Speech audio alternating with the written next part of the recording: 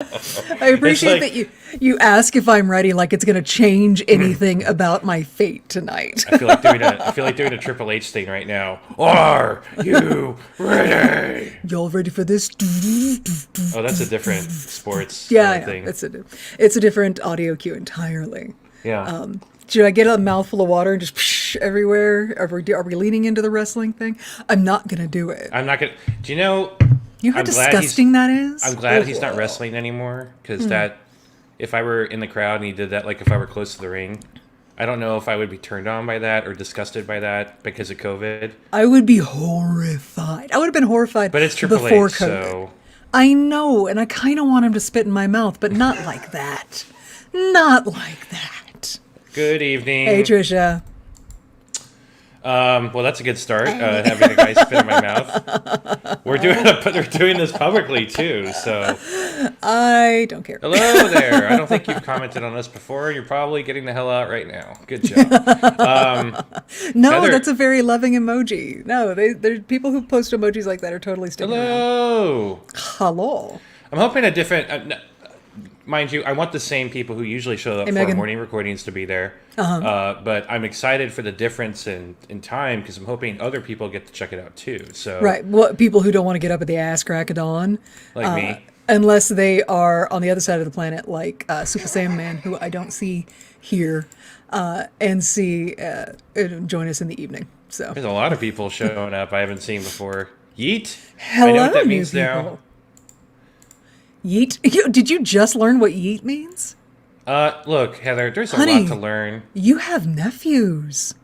I know, and I'm getting there. I'm getting there. I promise. See, unlike some of my gay friends, I don't usually talk to people under the age of 30. So Yikes. I live with 2 teenage boys, so yeah, my name is actually Bruh. I don't know if you knew that. bruh, Bruh. that's awesome. It's my name. It is also just a standard response to anything. Bruh. Like, yeah, but take out the trash, okay? Yeah, I get called bruh and bro a lot too, but usually from people who don't have a face pick on their grinder. Hey, so that's how that goes.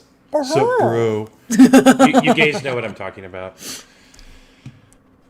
It's the Not straights, bruh, isn't it? bro. It's the straights, isn't it? It's the straights. There's an opposite of yeet. Yeah, yoink. Yeet is away, yoink is to. Huh. You knew about yoink. Yoink dates back to our day. Oh yeah. Yeah, Yoink. no, yoink has been a thing forever. Yeah, when you would like this. Oh shit, memories.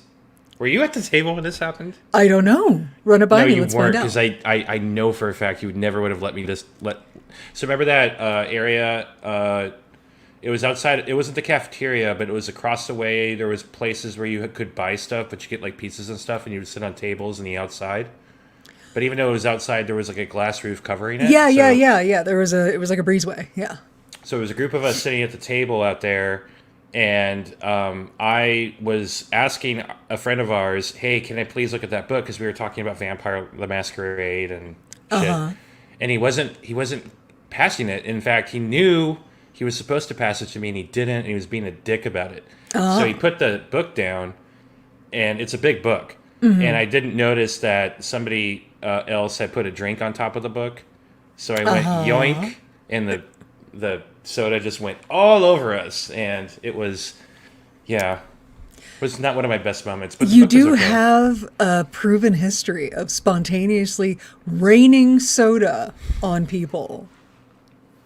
So, Yeah. specifically me, you guys. He spit a straw full of soda on my face once. This is literally the 4th time she said this story. That's how pissed off she is. Imagine how many times she's told this story over.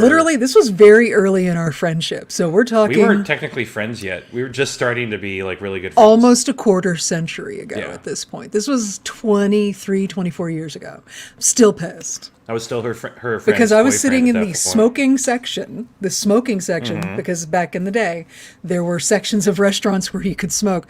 I was in the smoking section of IHOP, and just soda, just all right, from a straw, from his mouth. So now you Triple H'd me in the face with soda. And somehow he lived to this day.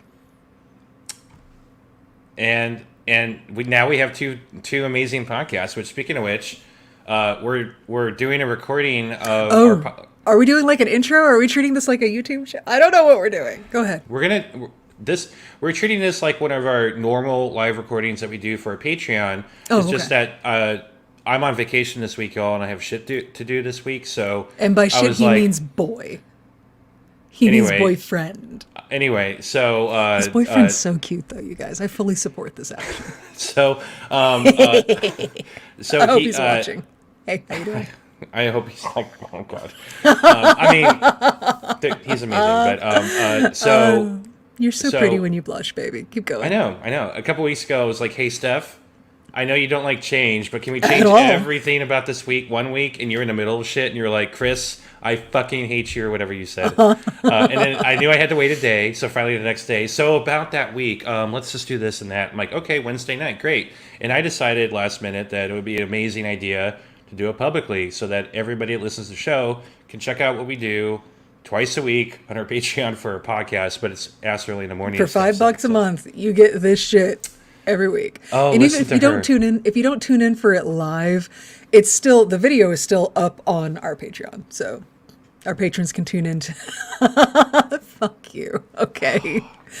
I just think that our videos are funny. The capitalist in me is glowing. Good job on the marketing, Heather. Thanks. Do we want to talk more before we record, or I got shit to say? You got shit to say that you want to say on mic? Well, I don't know, because this thing I want to talk about isn't necessarily just Marvel related. So I don't know if I should include it on the Marvel. Is it fodder, or do you want to give us fodder as an update on your lobby BJ guy? Oh, we got. I can. Okay, briefly... you know what? Let's hit record. Let's just get it all. Okay. Let's just get it all done. All right, I've hit record. Have you hit record? I have hit record, and I did it after you, but not too long after you. Good. You're learning. All right, let's do a clap. Ready? Can we do the counting thing? Because I like that better. Abso-fucking-lutely not. You have changed my entire week. You have changed my entire format, and we've made this public. You've changed everything, and now you want to change how I do the count-in to sync up our audio for the podcast? I'm going to need you to go fuck yourself. Directly. Okay? Okay. Anyway, let's do the clap. Have I mentioned that I'm a Taurus? All right, let's do the clap. You ready? Yeah, I'm loving it. Okay. You ready? Mm-hmm. Yep. 1, 2, 3. All right. Cool. What the fuck was that? It's a really deep cut Pokemon reference when I do it. I don't know what you're doing, but when I go cool, it's a Pokemon reference. I don't even know. So we are recording this live. This episode is actually being recorded publicly. So if y'all go to our YouTube channel, Dark Side Divas, you can watch this. It's true. As it unfolds. Speaking of which, Bright Eyes 505, who's a newer person in our chat, says Taurus girls get it done. Steph, you goddamn right. You goddamn right. Now, everybody in the chat, I love you and I love interacting with you, which is why I now need to hide the chat because I got a job to do here. One of us needs to maintain some kind of continuity through the podcast recording, and that's me. That's not me. That's not Chris. That's why we work. Chris will be monitoring the chat and calling out your comments if you have comments to make during the magical recording. Recording of this podcast episode. Did you have some fodder for us today? Well, what do you want me to start with first, Steph? Because you brought up oldie post-credit scene. Well, I think the listeners would like an update on the fate of your lobby security guy. Oh, he's gone. Yeah, he got fired. Okay, could you tell a story about it and not just... I wasn't there, so I really can't embellish other than there was a thing. And that was that. It's gone. So there's new people. And, I have to say a lot of people thought I was really serious about the the fact that I didn't think it was a big deal or I did anything wrong. That was actually me joking. I know what a horrible fucking thing it is. That's why I talked about it on my podcast. It was a bit, y'all. He doesn't it's actually called a think. bit. He does the bit to provoke me to be morally judgmental because that is also the bit. Yeah, because here's the thing. I had a really long, in-depth conversation with friends of mine about this recently. I don't want to put down anybody's kinks. And that includes the public thing, but I do kind of feel like the public thing's very intrusive when you do it. Consent is still key. Yeah, and it's not just consent. There's like consent for the people around you. Like Exactly, that's what I mean. Yeah, if you're at a sex street festival or there are places in LA Or you're that are specifically at fucking Hippie Hollow or whatever, then that's okay. You go to a place where it's public and it's understood. Yeah. Not that even though Hippie Hollow had signs up everywhere said no sexy times or whatever.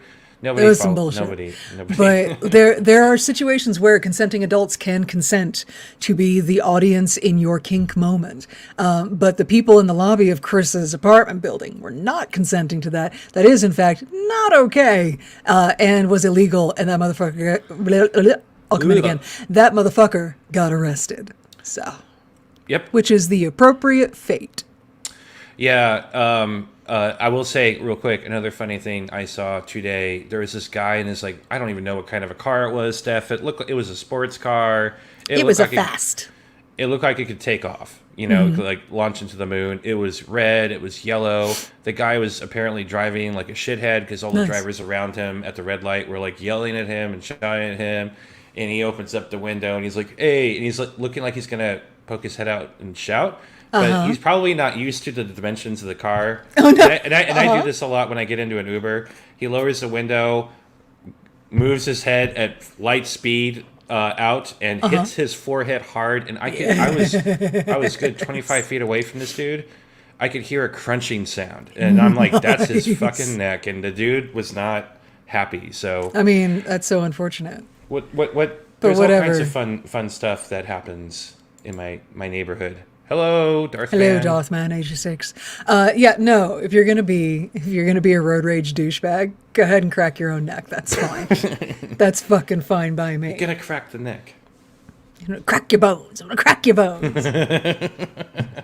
the noise. I live for the noise. I love Eddie Izzard. Okay, so that's it. That was your fodder. Yeah, I mean, I have a whole other. I mean, I feel like this should be kept in the main podcast, but I have a whole monologue. Okie dokie, I'm going to minimize you now. Okay. Because your stupid face, it distracts me. Hey, do you want to you want to intro a podcast today? Do you want to do a podcast today? Yeah, we're doing a podcast. We could do an intro. Do you want to do an intro? Which one are we doing again? I'm all ready for Rebels. This is the funny thing that Chris does sometimes, y'all, is he pretends that he didn't prepare for the podcast that we are definitely recording for. Okay, let's go. Okay. Hey everybody, welcome back to Marvelous Divas, the podcast where a woman and a gay man express their opinions about Marvel and the Marvel Cinematic Universe. My name is Stephanie. I'm the woman half of the show. Shit, yeah, I got nothing. Go, Chris. Fuck, we've only been doing this for a million years. This is only episode 84 of this podcast. I still can't get my shit together on the intro. Hey everybody, I'm Chris. I'm that homo, incredible, seismic, narcissist, sexual. I just had to include that. Oh, and Steph. Yeah. This time I'll finish the job. Look, she's very determined. Which she's gonna do. She's gonna try. And I admire that. I admire that in a woman. All right. So before we get into why we're here today, do you have something you want to talk about, honey? I'm on vacation this week, right? That is correct. That's as I understand it. And thank God, because I've been having more nerd meltdowns this week than any other week I could think of. There's so much. It's too much. It's a floodgates. Like, it's not just... Not those floodgates. Different floodgates. Not my floodgates. Separate floodgates. We've talked about the gates before. We're never going to not talk about my floodgates, Chris. They're like they're another character on the show now. Like the Millennium Falcon.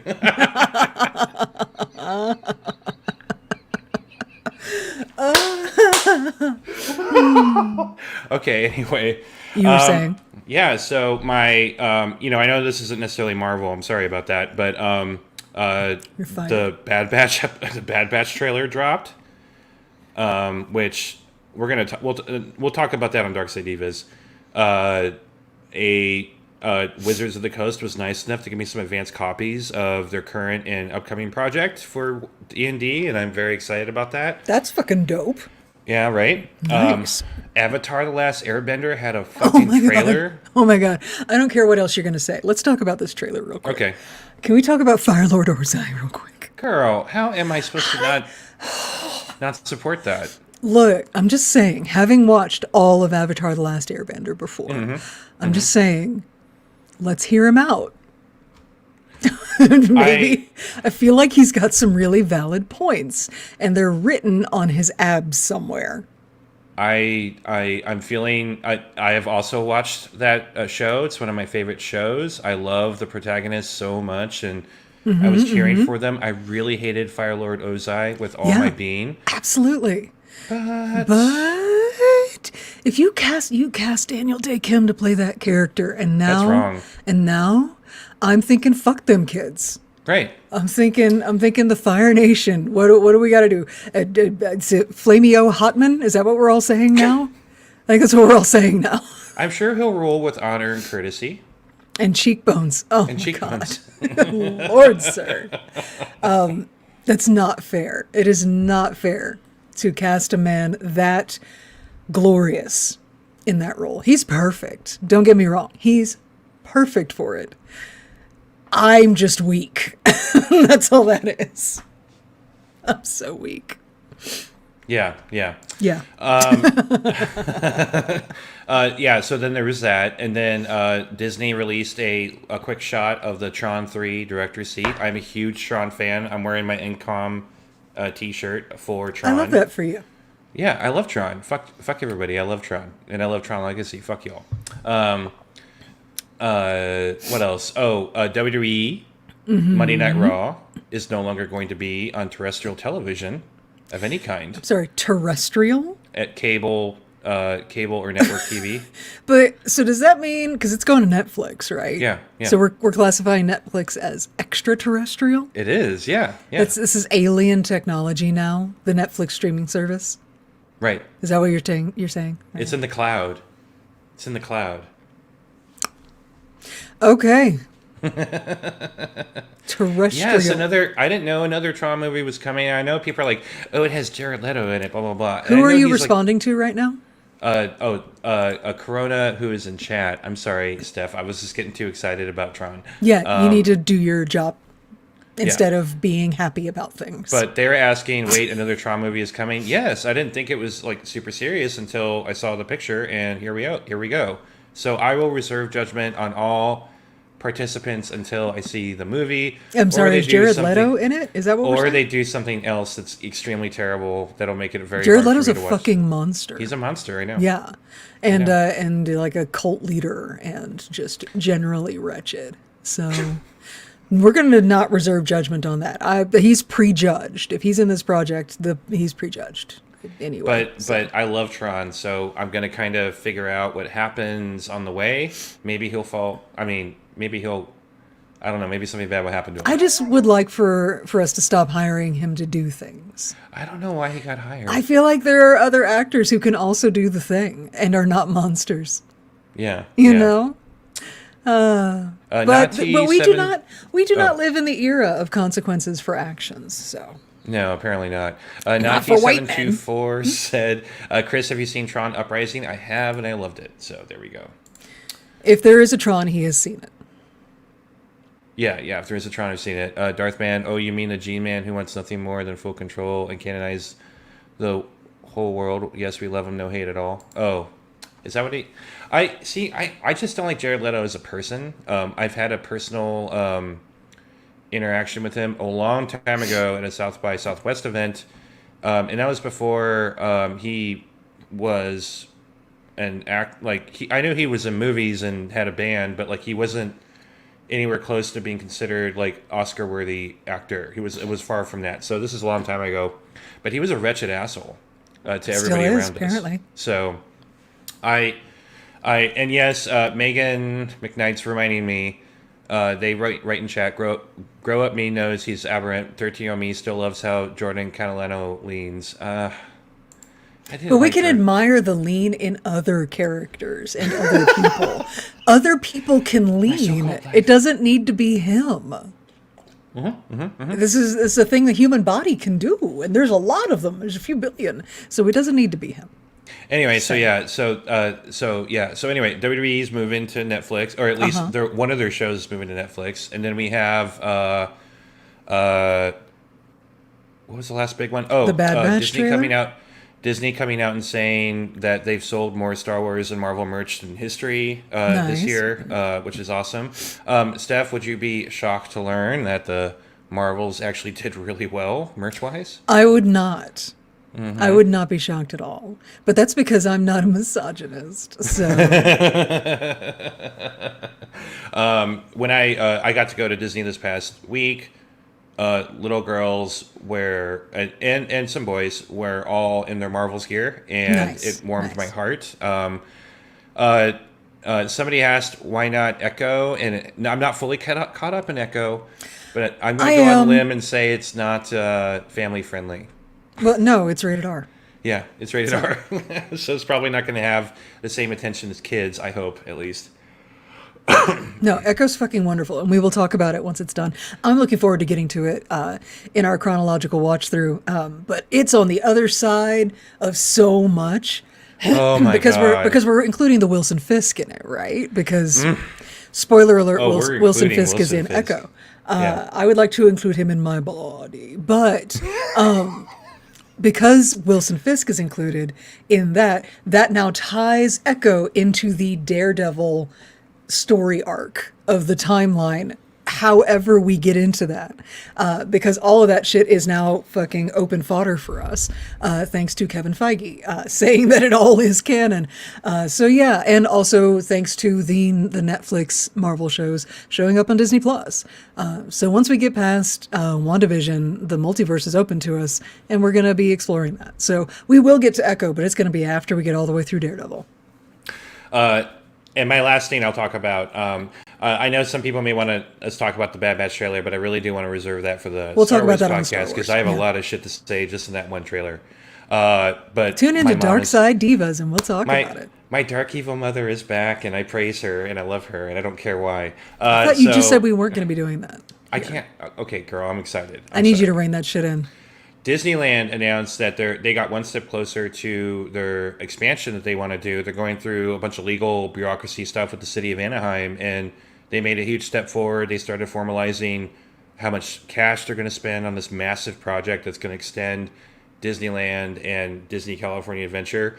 But the Marvel relevant news is that they want to create a Wakanda land. Oh my god. Like, out of all the different Marvel stuff you can do, they want to recreate a Wakanda experience Yes, in the please. theme parks. Yes, please. Oh my god. I would love it. And this is the moment where I may get banned from the park. Yeah, they keep testing you. They're testing. They keep girl. testing. They keep adding shit. And yeah. No. I think if there is a place on this planet that I can go to and be guaranteed to encounter the Dora Milaje, or perhaps M'Baku, that's also a place where I can be guaranteed to make an ass of myself in public and possibly be escorted off the premises. So It's tough in Batu. it's hard to be an adult, you guys. Yeah, it sucks to be an adult. But yeah, it is like Batu, but for Wakanda. It's supposed to. There's no details yet. This was like a bomb they just dropped in the middle of the planning papers. We were just like, what? Because they talked about also building stuff that already exists in other parks. So it's like, okay, yeah, we know we're gonna get a Frozen Land and blah blah blah blah, whatever.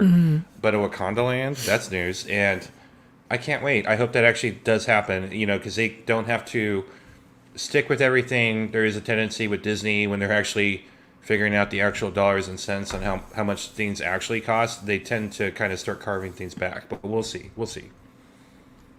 Wakanda Cool. forever. Wakanda forever. In That's conclusion, all I got. Wakanda forever. That's it? Yes. Are we ready to get into why we're here today? I am. I don't know. All right. So what we're doing on this podcast is we are watching through the entire Marvel Cinematic Universe in chronological order, which means that we started with Captain America, the First Avenger, and have been, traipsing forward through time since then until now, when we're kind of all over time in a very strange and confusing way. We find ourselves today talking about Loki, Season 1, Episode 4, The Nexus Event. What? Ooh. Do you have an intro? Oh, apocalypse now. Sylvie and Loki are still trapped on Lamentus 5, waiting for a moon to crash into the rest of the planet. Are they doomed, or will they somehow survive? If they do survive, how will Sylvie's revelation about the TVA be received by Mobius and the others? Dun dun dun. Bum, bum. Okay. Spoiler, complete fucking chaos. So previously on Loki is bisexual, Loki is bisexual. Also, the TVA are scrambling to clean up the mess that Sylvie made of the sacred timeline, while Loki and Sylvie, despite many valiant attempts at self-preservation, are now staring down the barrel of a swiftly approaching apocalypse with no hope of escape. And my first note after the recap is, this isn't the worst place Loki has been. It's really not. He's been in the devil's anus. Say. Yeah, exactly. So, we would like to pick up with our heroes, sitting in the apocalypse. But first, Asgard. What? Yeah, and it's so pretty. I mean, look, she's so pretty. She's like this golden city in the mountains of New Zealand, but with water and a rainbow bridge. Just... Anyway, it's gone now. We only get a brief moment to enjoy the vista view of Asgard before we go to an interior shot with a little girl, maybe 9-10 years old, playing with Viking toys. And my first thought is, oh, that's Sylvie. And then my next thought is, oh, no, that's Sylvie. I have in my note, why are they Order 6060 me? Right. Do we have to? Yes, we have to. A time door opens behind a little girl, and there's Ravonna Renslayer, but not dressed as a judge, dressed as a hunter. She used to be a hunter. Good to know. Yeah. And she steps out, and she's like, yeah, we found the variant. They grab a little girl and drag her kicking and screaming back through the time door, drop a reset charge on Asgard. What the fuck? And I officially hate the TVA. Yeah. No, and immediately. The worst was, at first, I got the impression, wow, Renslayer is being really cold to the little girl who's very afraid and very scared and gonna give a fuck. And then we have to see her go through the same intro that Loki had to go through. Exactly. That whole detainment intake process that was funny when it was Loki is a whole lot less funny when it's a frightened little girl. And the first thing I'm thinking of when I'm watching this is, wow, how many other children have had to go through this? And exactly.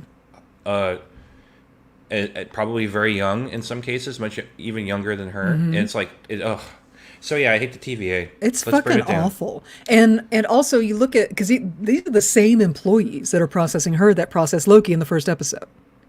Right. They're the same people. And they live a long time. And they don't seem to be there's a reason that they're dead inside by the time Loki is dealing with them, because they're dead inside here. They don't care. They've They're done fucking it a bureaucrats. million times, probably. How many times have they had some big-eyed waif staring up at them, wondering what's going on, or somebody pleading for their life, or something like these? Yeah, they're desensitized. They're dead inside. Anyway, so this poor little girl goes through all of the processing, and Renslayer is dragging her before a judge. Hey, reminder, if you're going before the judge, you're about to be sentenced to be pruned, a.k.a. killed. You're dead, as far as we know. Yeah. So this little girl's being dragged to the front of the room. She's, you know what? We're not doing this. No. She bites Renslayer on the arm, stomps on her foot, twists, turns to run away. Renslayer goes to chase her and then realizes, oh shit. The little girl grabbed her tempad. Mm-hmm. So she's got it. She opens a time door. She gives Ravonna Renslayer a really solid death glare. Like, that's Yeah, rage. a fuck you, bitch look. Yeah. Oh, that was so good. And then turns and steps through the door. She's gone. What? Yeah. And it- Yeah. That's what happened with Sylvie. That's it. That's our Sylvie backstory. And I love Fuck. it took a total of 27 seconds Oh, wow. for all of that to happen. I love how they did it. I now have a very good idea about who Sylvie, or at least what she probably had to do, because now I'm imagining she's having to traverse time and get the Right. fuck away from the TVA. For She's a on the very long run, time. yeah. She's on the run. And we cut to current Renslayer. Ugh. And I can't even say present day Renslayer because who knows where. We don't know what time it I is. Friggin', there's nothing. But we do have our current version of Renslayer is looking stressed the fuck out, doing deep cleansing breaths. She's in the golden elevator, the one that we know leads to the Timekeepers, that one. And we now have more insight into Renslayer. Because if we've had that scene and then we cut to Renslayer, that's because Renslayer was just thinking about that moment. Because that's how filmmaking works. Right. And so this is a huge fuck up. Like, having that kid get away with a tempad was a huge fuck up of Renslayer's. And now she's about to go before the Timekeepers to address another fuck up. But by the same person. Right. And that also means that she's been multiple people's fuck ups probably, because I have to assume that the TVA has already thrown a shit ton of resources to get her and track her down, and they've Right. been unsuccessful. And then she turns around and starts murdering TVA people. Well, and this has So- been for, I mean, how old is she? It's been decades. It's been decades, yeah. Yeah. Crazy. Anyway, so yeah, Crazy. Renslayer steps out of the elevator into a misty-filled room and looks up at three ominous looming figures. They are the motherfucking Timekeepers. Intro title sequence. Cool. Were the timekeepers getting high? Is that why the room is all smoky? Obviously, yeah. They hotboxed it. What? Don't judge. They have to see all time, so I guess That's it's what all- it takes to be able to manage all of time. Come on, man. Smoking some of the ganja, I get it. Just a bit, just a bit. Anyway, we get through the title sequence and boom, Renslayer's getting off of the elevator. Mobius meets her outside the elevator and he's like, oh my God, are you okay? She says, no, she is not. Honey, Mobius, sweetheart, she just got a really bad performance review from her three god bosses. Right. Maybe don't ask her if she's okay. She's obviously not okay. She's obviously not. No. How about instead say, is there anything I can do to help? Steph, I Yes. hate being asked if I'm okay. Right. Because It's- if you have to ask if I'm okay, I'm not okay. And in fact, I'm going to start crying now and I hate you. Right. Damn it. Just, if I do not look okay, just assume I don't look okay. Yeah, I'm just not. Don't Yeah. ask if I'm okay. Ask if there's anything you can do. And, Yes. you know, I have been married to my ever-loving husband for, oh, gosh. I hope he's not watching Oh, right girl. now. Babe, how long have we been married? It's been a while, like 18 years, something like that. No, going on 19 years. There we go. And he has figured out, don't ask. Don't ask if I'm okay. Wait, because I'm in rage right then, or I'm very sad. And then ask if there's anything you can do. Or just offer a hug silently. That works too. Anyway. Mobius is being very understanding. He's like, look, the Timekeepers can't blame you for what happened or anything. She's like, yeah, they totally can. And they do. Because that variant almost got to them. And then it escaped with the Loki that I signed off on letting you bring into the TVA. Okay? So Yikes. we're all in a lot of trouble here, all right? And Yeah, Mobius is yeah. like, okay, I want to go find Loki and the variant. The variant is how they refer to Sylvie, because they don't know her name is Sylvie yet. But in order to find them, he wants to talk to Hunter C20, Uh-oh. because Hunter C20 was the last one to see the variant. Yeah, Obviously. Renslayer's like, yeah, so you can't. Right. But the reason he wants to talk to Hunter C20 is because this is a reminder and something to keep in mind for the rest of the episode. Everybody else here is a time cop. Mobius is a time detective. Right. That's a different animal. It's more investigative. It's putting pieces together, etc. He's not enforcement. He's investigations. So okay. Anyway, yeah. Renslayer's like, yeah, you cannot talk to C20 because she is dead. So What? I know. Mobius is like, you sure? Because she was fine. Last time I saw her, she was saying it's real over and over. She's a little freaked out, but she wasn't dead. And Renslayer's like, no. See, the variant scrambled her whole brain, and she lost her mind and died. And the person playing Renslayer, I forgot her name. I'm sorry, Steph. That is Gugu Mbatha-Raw. She's so fucking good. Yeah. That you saw that in her face, that flash moment where she's like, "Yeah, I'm totally fucking lying right now," and then she says the thing. Mm-hmm. But it was so quick that like you could, as the watcher, believe that maybe Mobius didn't pick up on it. Right. But it's so good. I love her facial expressions in this scene. She's such a damn good actress. She does a really, really good job, and it's really on display in this episode. Right. Of showing of covering emotion. Yeah. But just enough for you to know that she is covering emotion. Not so that she's not even portraying the emotion that she's covering. She's just showing you both of them. I love it. Both the emotion and it's talent. This cast is so fucking stellar. It's so fucking good. Oh my god. Okay. Meanwhile, at the end of the world on Lamentus 1, the sky is literally falling, the city is full of screams, and on the outskirts by a little pond sits Sylvie. It's romantic. The lighting is great. Loki comes and sits next to her, and he tells her, "I'm sorry." Hold up. Okay. Record scratch. Cast your mind over the last, I don't know, decade that we've been watching this character. Right. Has he ever apologized? Even in a condolences way? I want to say yes, but nothing's coming to mind. Right. To whom? Under what circumstances? Well, I feel like his facial expressions at certain times actually expressed he's sorry. Like, you know. Uh-huh. See, here's the thing. We're blocking out. That's not the same thing as actually saying it, though. Okay. We'll get into that topic next. I know. We'll talk about that in a second. Okay. But I'm thinking about like Dark World and Ragnarok. Like maybe there were moments where Loki. You thought about Dark World? But we have to because it's part of the character. Like that's where we saw that Loki loved his mom, and he's really fucking fucked up that he caused her to die. But he had no apologies for that. He never said it out loud. And so here's the thing. Yeah. It's really important to say that you're sorry out loud too, people. Mm-hmm. Like I appreciate you like buying things and cleaning up and all that kind of stuff, but you really got to say you're sorry too. Like it's really important to connect when you really are sorry. If you really are sorry, don't give me that bullshit. I'm sorry just to say I'm sorry. Like no, we can smell the difference. Mm-hmm. It's actually worse if you do it that way. Yeah. It's actually worse. Yeah. The best apology is changed behavior, if that is what you're apologizing for, something that you did. But in a case like this, where he's just expressing empathy for someone else's pain, which is also not something that we see a lot out of Loki. Right. That's really interesting. And I feel like between this and the finding out that Loki's bisexual, by the way, guys, did you know Loki's bisexual? Stuff real quick. There's in a chat.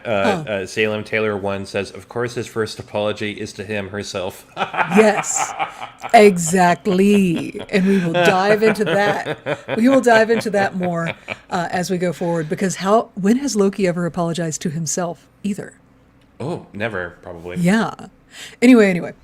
So between this moment where he's like expressing empathy for himself, but also for a female creature, and the last episode where he came out as bi and everything, I believe these are the things he's bi?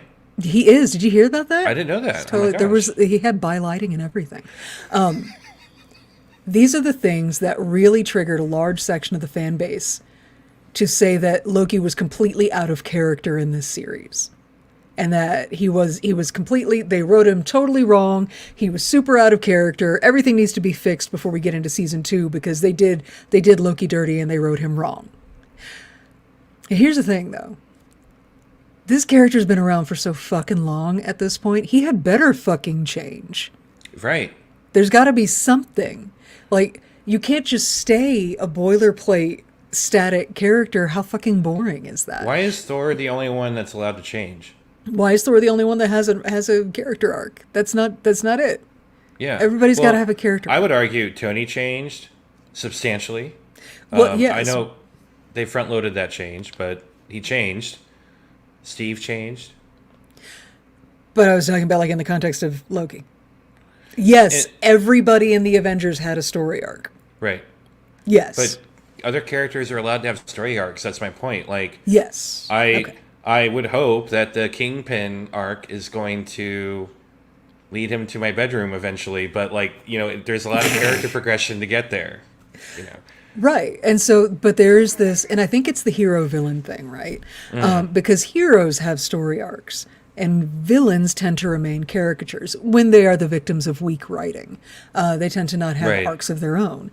And so there is an expectation, particularly, I would think, amongst comics readers, because there are characters that just kind of stay the way they are because they have a Right. particular role to fill in the story, and that's part of the story here too in this series is because Loki has a caricature to fulfill on the sacred timeline. His job is to be a mustache twirling, mischievous villain who loses so that heroes win.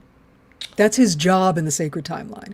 But Yeah. he's growing beyond that, and so the character is being written as growing beyond that. I can tell you now as a comic book reader, Steph. Oh, see, I just played that card for the very first time in the history of that podcast. Oh, look at you. Granted, it's newer comic books, but I've seen arcs not just from heroes but also villains Good. and like neutral. Like the Marvel universe in comic book form has had a massive spectrum of evil, lawful, evil, good. That whole dynamic of like shades of goodness, neutrality, and evil that exists. And the Loki character, granted, I haven't read that many Thor books, but I've done enough research on Loki to know even in the comic books, he's like all over the fucking place and does weird shit all the time. This is just a journey that he's on. And in this particular journey, he's forced to confront himself and all of his flaws. And literally, his companion in this adventure is another version of what, from his perspective, him. Right. I would argue that he's a caricature of her because I'm Team Sylvie, but whatever. We'll get there in a second. Oh, 100% Team Sylvie. But so I think the people that I see expressing these opinions about how Loki is completely out of character and stuff are comics readers, but they are also comics readers who don't have very good reading comprehension. Right. Not so right. much with the critical thinking and analysis. Right. Well, actually, Aaron in our chat has a really cool question or a statement.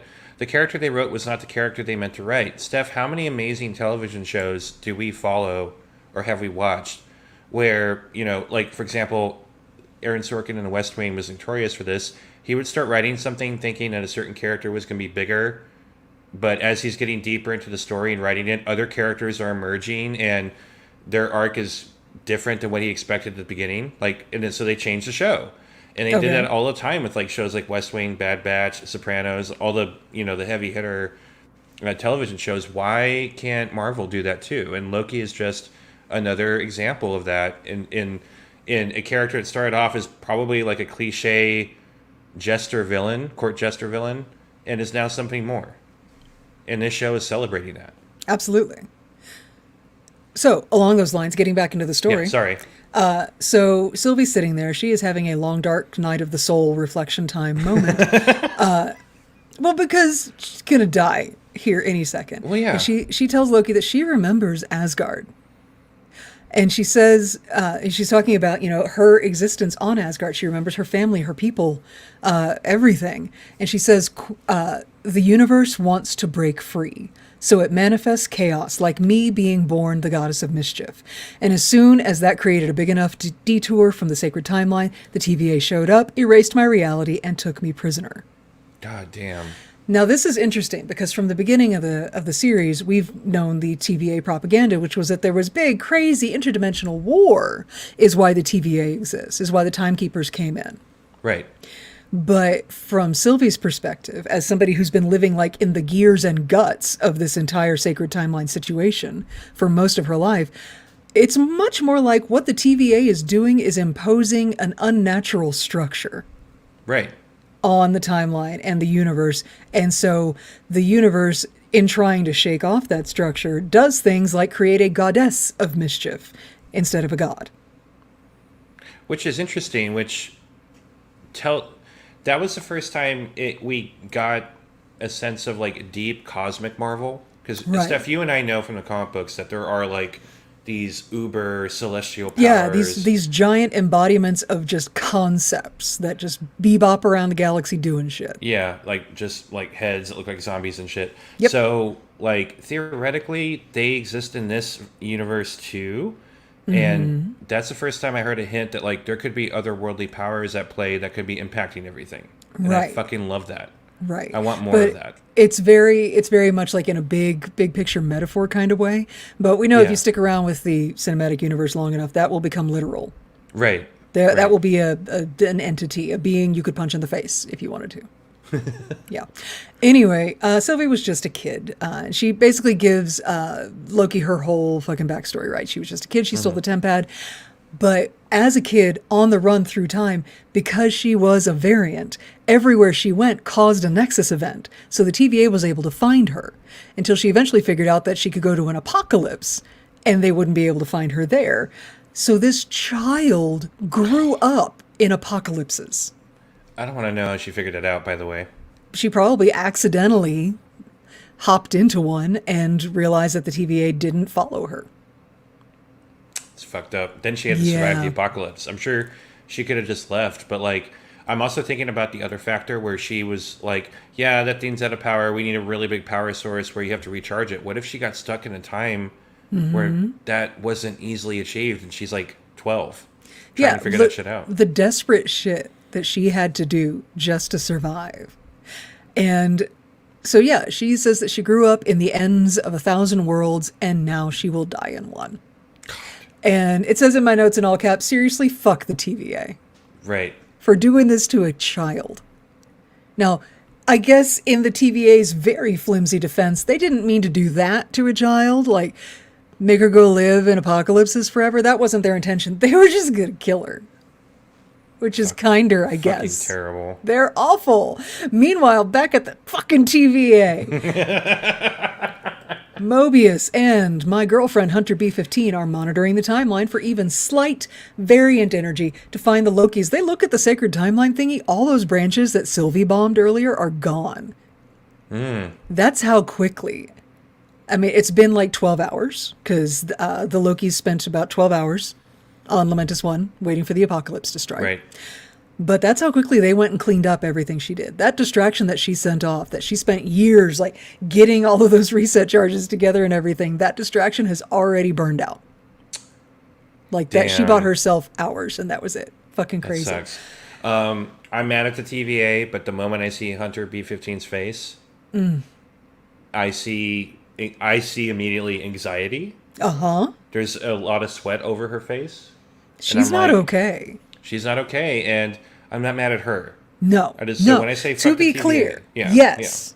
We very few of the actual minions of the TVA are included in that umbrella of fuck the TVA. Yeah. They are victims here, as we learned last episode. They're all variants and they don't know it. Yeah. So I love B15 is my point. Right. No. Yes. Agreed. Hard same. Anyway, Hunter B15 asks Loki if he knows anything Mobius. about. Sorry, you're right, Mobius. If he's heard anything about C20. Well, Renslayer made Mobius swear to not tell anybody about C20, so Mobius has to lie, and Hunter B15 remains looking shook. Now we do some quick cuts back and forth between Lamentus 1 and the TVA. So back on Lamentus 1, we return to our apocalypse already in progress. And Sylvie asks Loki, do you think that what makes a Loki is the fact that we're destined to lose?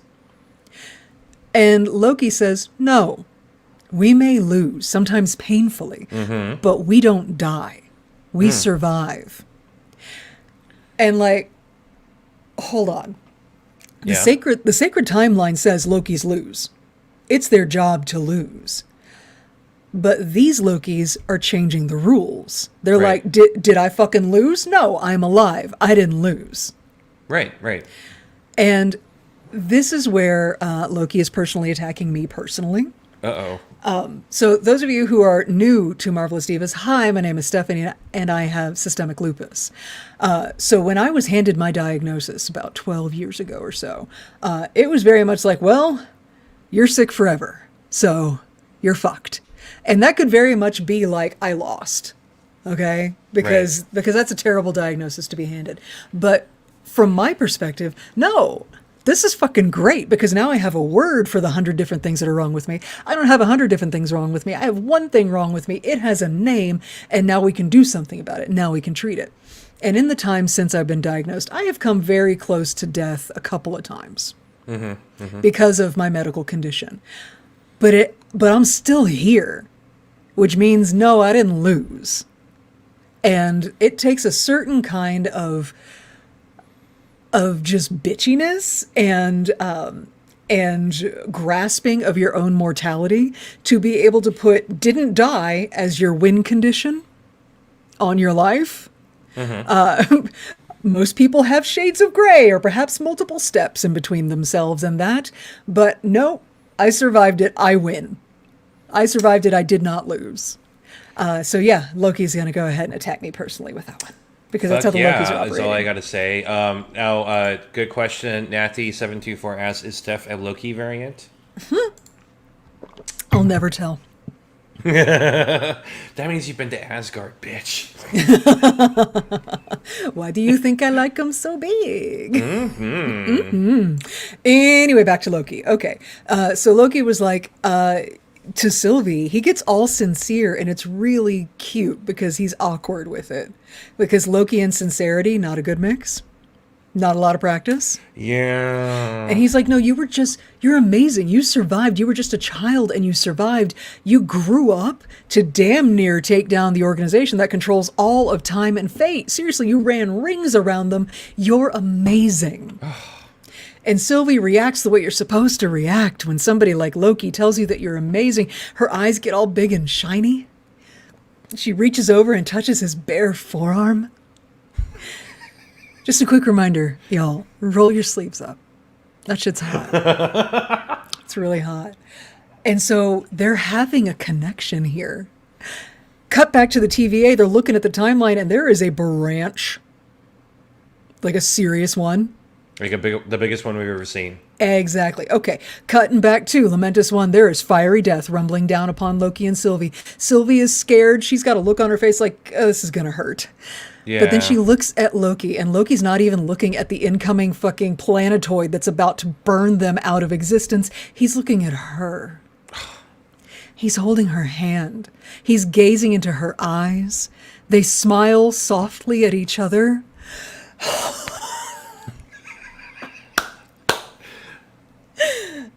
Is this we don't have a dark romance. It's romance. Counter. It's not dark romance. This is just romance. It's just romance. This is practically this is clothes on Harlequin romance. Like this is the kind of romance that your grandma could read. Okay, this is just base DNA romance right here. And am I swooning over it? Yes, I am, because of who I am as a person, and I don't have any shame about it. Anyway, back at the TVA, they're like, "Oh my God, that's a really crazy branch," and I'm like, yeah, it's very erect. See, even the timeline got turned on. Exactly. Is what Steph is saying. Thank you. And suddenly it's a lot less wholesome. I'll never be able to look at that scene ever the same way there again. You go. The timeline's like, oh, they're gazing into each other's eyes. Beep. Anyway, Loki and Sylvie are sitting there holding hands, waiting for the end to take them as they gaze soulfully upon each other when, surprise, 2 time doors open right behind them. And I guess they went through them because the next scene we see Sylvie and Loki being taken through the halls of the TVA. They are captured and collared. And collared, yeah. Yeah. And wow, I hate the TVA so much right now. I love... Loki doesn't love it, but fuck him. I love that Sylvie has twice as many guards on her as he does. I think that's correct. Yes. She's furious. She is fighting them every single step. They get to a fork in the hallway where she gets taken one way and Loki goes the other. And they share a look as they get separated. A very concerned, frightened look as they are pulled apart by these horrible... forces of time copiness, and just, be still my romance loving heart. I love them. And so I think this is a good spot to pause real quick. Let's talk about the fact that this is clearly a romance. All right. I don't know if you encountered this at the time that the show was coming out, but there was a lot of people that were icked out by it. Yeah. by the idea that this was a romance, that these two were perhaps falling for each other. And I don't get it. What's the problem? I heard people comparing it to incest. They're from different realities. Yeah. They're not siblings. They're not related. No. If anything, they're the same person. It's not incest, it's masturbation. I mean, I love masturbation. You know, there's what I said, and then there's what you said. Do you see how those things are different? I don't. You don't? You don't. I think we found the problem. No, I don't see how it's masturbation. It's clearly two different people. I know, but even if you were to say that they are the same person, because that's where people were getting the whole incest thing from, like not like they're siblings. They're not related. I know. It doesn't make any sense. It's the people that could not understand these two as separate entities, who were instead comparing them to, expecting them to be the same person. And even if they are the same person, that is the point of this entire series. That was the director, Kate Herron. Her pitch for the Loki series was that it be a journey of learning to love yourself. Right. Because Loki has, and he will admit it during this episode, has exhibited raging narcissistic attention-seeking behaviors the entire time we've known him in the MCU. And that's because he fucking hates himself. He doesn't know who he is. He doesn't like who he is. He doesn't like that he does the things that he does, but he cannot stop himself from doing the things that he does because hurt people, etc., etc. So this show is about the journey of Loki learning to accept and love himself, but rather than have him do that, I don't know, in a mirror or something, we've given him a counterpart. A fantastic counterpart who has existed in a very different way from him and is not the same person as him, is not a sibling of his, is not related to him in any way. They're just so much alike that in learning to love and accept her, he can learn to love and accept himself. That's the point. Yeah, like, okay, there's a saying in my field where when you are a teacher and you teach someone else, you tend to learn more Absolutely. than as a student. And that's absolutely true. And for me personally, I've learned more about myself by interacting with other humans, as much as my introverted self hates to admit it. Fucking hates to admit it. I've learned how to love myself by learning how to love other people in a healthy, stable, sane way. And same for friends and relationships and families, all that kind of stuff. It's just a part of the journey. If you're going to figure out how to love yourself, loving someone else is sometimes easier than loving yourself. And it's a perfect way to get Loki to focus on, well, being not as much of an asshole as Mobius is about to call him, but just being a better person. Right. And if he can just hear himself telling Sylvie how amazing she is and how worthy she is and all of those things, then maybe he can hear himself telling it to himself. I have a couple of quotes about this, just in case anybody's confused as to this actually being the fucking point. They are romantically involved. Yes. She came with receipts, y'all. Okay. A quote from Kate Herron, the director of the season. Okay. She says, quote, "It's so chaotic to fall in love with a version of yourself, but at the same time, it's such a bad idea and it's so mischievous. It's like, of course, Loki would fall in love with himself. But he's also a character that I think needs to get past his demons and find the good within himself to go on that redemptive journey." End quote. I love it. Yeah. And to quote RuPaul, if you can't love yourself, how in the hell are you going to love somebody else? That's Can I get an amen? Can I get an amen? I also have a quote from Tom Hiddleston. Would you like to hear it? Oh, wow. I love it. Yes. He says, quote, "In life, we all go through struggles, but we can't do it alone. And if we have people we can trust, it lightens the load and it gladdens the heart." And I think the relationship between Loki and Sylvie is about that connection. Because how fucking lonely has Loki always been, also? That's the problem that people have with the storyline.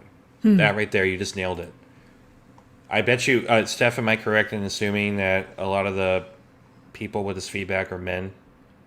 A lot, but not as many as you would think. Oh, okay. Well, the same could be true for other genders as well, but my thesis would be a lot of the people that had a real serious problem with this are lonely. So it's like a personal attack. It's like a personal attack. Watching this it's happen. like, I don't have anyone to help me. And why does Loki, of all people, he fucking tried to blow up New York, and they're not wrong, and do a lot of other bad shit. Why does he get the partner to help them? I don't have anybody. So maybe the people who find this particular romance distasteful it's actually grounded in a disgust with thinking that Loki doesn't deserve to be redeemed. Right. And he doesn't deserve redemption. Right. Or they like identifying with him as the lonely monster he was. The one who pushed everyone away until the very end when he was finally able to accept the love that Thor had been handing to him by the fistful for his entire life. That, yeah. In which case, I would like to recommend everybody, therapy's great. Find you a professional. If you're an American, I'm sorry, it's probably very expensive and you may or may not have coverage for it. But find a therapist. If you don't have insurance coverage to get you a therapist, find a bartender. I don't know, somebody. Talk to somebody. Talk these things out. Don't talk to us though. We're broken too. we have our own issues. Capital I issues. Okay. Are we ready to proceed? Speaking of which, yes? I forgot to cancel my therapy appointment on Friday. I'm going to be in so much trouble. Anyway, sorry. You better I get just to that. remembered. All right. Getting back into the show, which is a love story. A bisexual love story. A bisexual love story. It is, though, because there's all kinds of love, right? There's romantic love, there's loving yourself, and there's platonic love, which is another kind of affection that Loki is learning to have and learning to keep and learning not to fuck up. There's a curve there. It's pretty steep. So speaking of, Mobius and Loki are walking down the hall, and Loki is, of course, offended that Sylvie has more guards than him, but they're going back to the Time Theater, the chit-chat space where they had met with before. And Mobius quips that he realizes, you're not really the god of mischief. And Loki's like, what am I? The god of self-sabotage? The god of backstabbing? And there's more than a little bit of self-loathing in those lines right there. Yeah. Yeah, he's not happy with himself for having gone back on Mobius's trust in him and stepping through the fucking time door and going with Sylvie, but he also doesn't regret all of that. So yeah, no, he's beating himself up for being the god of self-sabotage and backstabbing. But all of this self-loathing he's expressing is validated by Mobius saying, you're just kind of an asshole and a bad friend. Ugh. Ouch. And that was the meanest thing I've ever heard anybody say in Marvel. Yeah. I was like, what the fuck, Owen Wilson? I was just like, a bad friend part, that fucking sucks. God. Well, okay, Thor, to be fair, Thor has yelled at somebody and told them that they were being a bad friend, but he was yelling at Hulk at the time, and they made up right after. So yeah, Hulk didn't care. And I know that Thor was like, you were my brother, blah, blah, blah. But see, I have like family issues. So like the whole you're my brother thing doesn't work as well as like. But the bad friend thing? The bad friend thing, that's hurtful. Yeah, that's hurtful. Yeah. Anyway, Mobius pushes a button on his tempad, opens a red time door. We've only ever seen gold ones. This one is red. Uh-oh. About to throw Loki through, Loki objects. And Mobius is like, sure, let him talk. One last desperate trick from the desperate trickster. And Loki says, the TVA is lying to you. Mobius smirks and tells him to throw him in. Cool. So, Loki steps... Again, I have to pause you, I'm sorry. Oh my god. But again, the director like really was very specific with actors in this show about their facial expressions. I thought there was a moment where Mobius was like, oh. Yeah. Like as if that confirmed something he had suspected for a long, long time. Well, this is an excellent point. I don't think it's something he suspected for a long time. I think it's something he suspected ever since Renslayer told him C-20 was dead. Oh, I love that. So everybody's got their arc in this episode, right? And Mobius's arc is starting to put pieces together. Like, he can't help it. He is a loyal TVA analyst, but he's got that detective brain that's always going, and that whether he wants it to or not is finding pieces that are weird and going, we're going to hold on to this. So, things are starting to add up for him. C20 is dead. She was fine, but now she's dead, and she's the only person that could have led him to these variants and given him some kind of insight. She's dead, and now Loki is saying the TVA is lying. Suspicions are starting to add up, and eventually he will hit a limit break on that, but we're not there yet. Loki goes through the red door and finds himself in a fancy garden. I was like, is this the back of the Disneyland Hotel? It looks really nice. It's very nice, like a little courtyard. There's plants, and it's softly lit and everything. He's looking around, he's all bemused, and then surprise, Lady Sif. Holy shit! I forgot this was in the show. I didn't, but I'll tell you why in a minute. So yeah, that is the return of Jamie Alexander, reprising her role as Lady Sif in the MCU. Love to see it. Half of her hair is chopped off. She's got it in her hand. Yeah. She is furious. She sees Loki. She goes, "You!" Loki's happy to see her because a friend, maybe-ish, somebody he recognizes. Hooray. Yeah. She stalks towards him. She says, "You conniving, craven, pathetic worm. You did this." She punches him in the face. "I hope you know you deserve to be alone, and you always will be." Oh. Loki's like, "Oh, cool." He scoffs like to the air, to reality. He's like, "Oh, a bad memory prison? Really?" So Sif knees him in the balls, punches him in the face, and walks away. And we get Loki hair flip number 1 for this episode as he sits up. Sarah in her chat says, last time we saw her, she lost an arm, and now she's lost her hair. She lost an arm? I don't know. Was that in Agents of S.H.I.E.L.D.? Oh my god, spoiler. Fuck you, you're not going to watch it. Well, I don't remember her losing an arm, but that doesn't mean it didn't happen. We're apparently having to cover that show now, so... Whatever. Anyway. So, Love and Thunder, they said. Yeah, wow. I have erased so much of that movie from my memory. I love that movie. The goat was my favorite. I love the goats. Well, we're going to have to talk about that in 4 years, because that's how much time it's going to take for us. It's a long way away. Yeah. We'll see if I like it more. Anyway, so Loki is talking to the air. Presumably he's trying to talk to Mobius. He's like, "This is hardly a punishment. It was no big deal. I drank a glass of wine and took a bath after this. It was just a bit of fun." Anyway, sure. Sif walks back in from the other side. It's the same scene. It's on repeat. She calls him a bunch of names, punches him, knees him in the balls, and punches him again. Loki hair flip number 2. Sif, again. Loki interrupts her this time. He's like, hold on. You are a reconstruction of a past event created by the organization that controls all of time. So trust me and help me escape, okay? And she nods. What the fuck was he thinking? She takes him by the soldiers. Soldiers? Or shoulders. Yeah. It's an honest mistake. Takes him by the shoulders, knees him in the balls, punches him in the face, and calls him pathetic. So cool. Meanwhile, back at the TVA, Mobius pops into Ravonna Renslayer's office. And she's like, you're supposed to be interrogating a Loki right now? What are you doing? He's like, no. Loki's softening up in the time cell. Hey, I was thinking, how about I also talk to the variant Loki? Mm-hmm. And she immediately vetoes that. Like, too quickly. Interesting. Yeah. She's like, no, stick with your Loki. Find out what that Nexus spike was that enabled us to find them. And Mobius correctly points out that he will find out faster if he can talk to both of them. Which, from an interrogation perspective, makes sense. Absolutely, because they were both there. Right. So you want to talk to both of them. You want to compare their stories. They were both at the scene of the crime. Like, why would you not talk to both of them? Yeah, this is standard detective work. Exactly. Renslayer, absolutely not. She's like, no, she's too dangerous. You can't. And Mobius objects. She shuts it down and reminds him that the timekeepers are watching. So yeah, he got a hard no on that. A hard no with a smile, but still a no.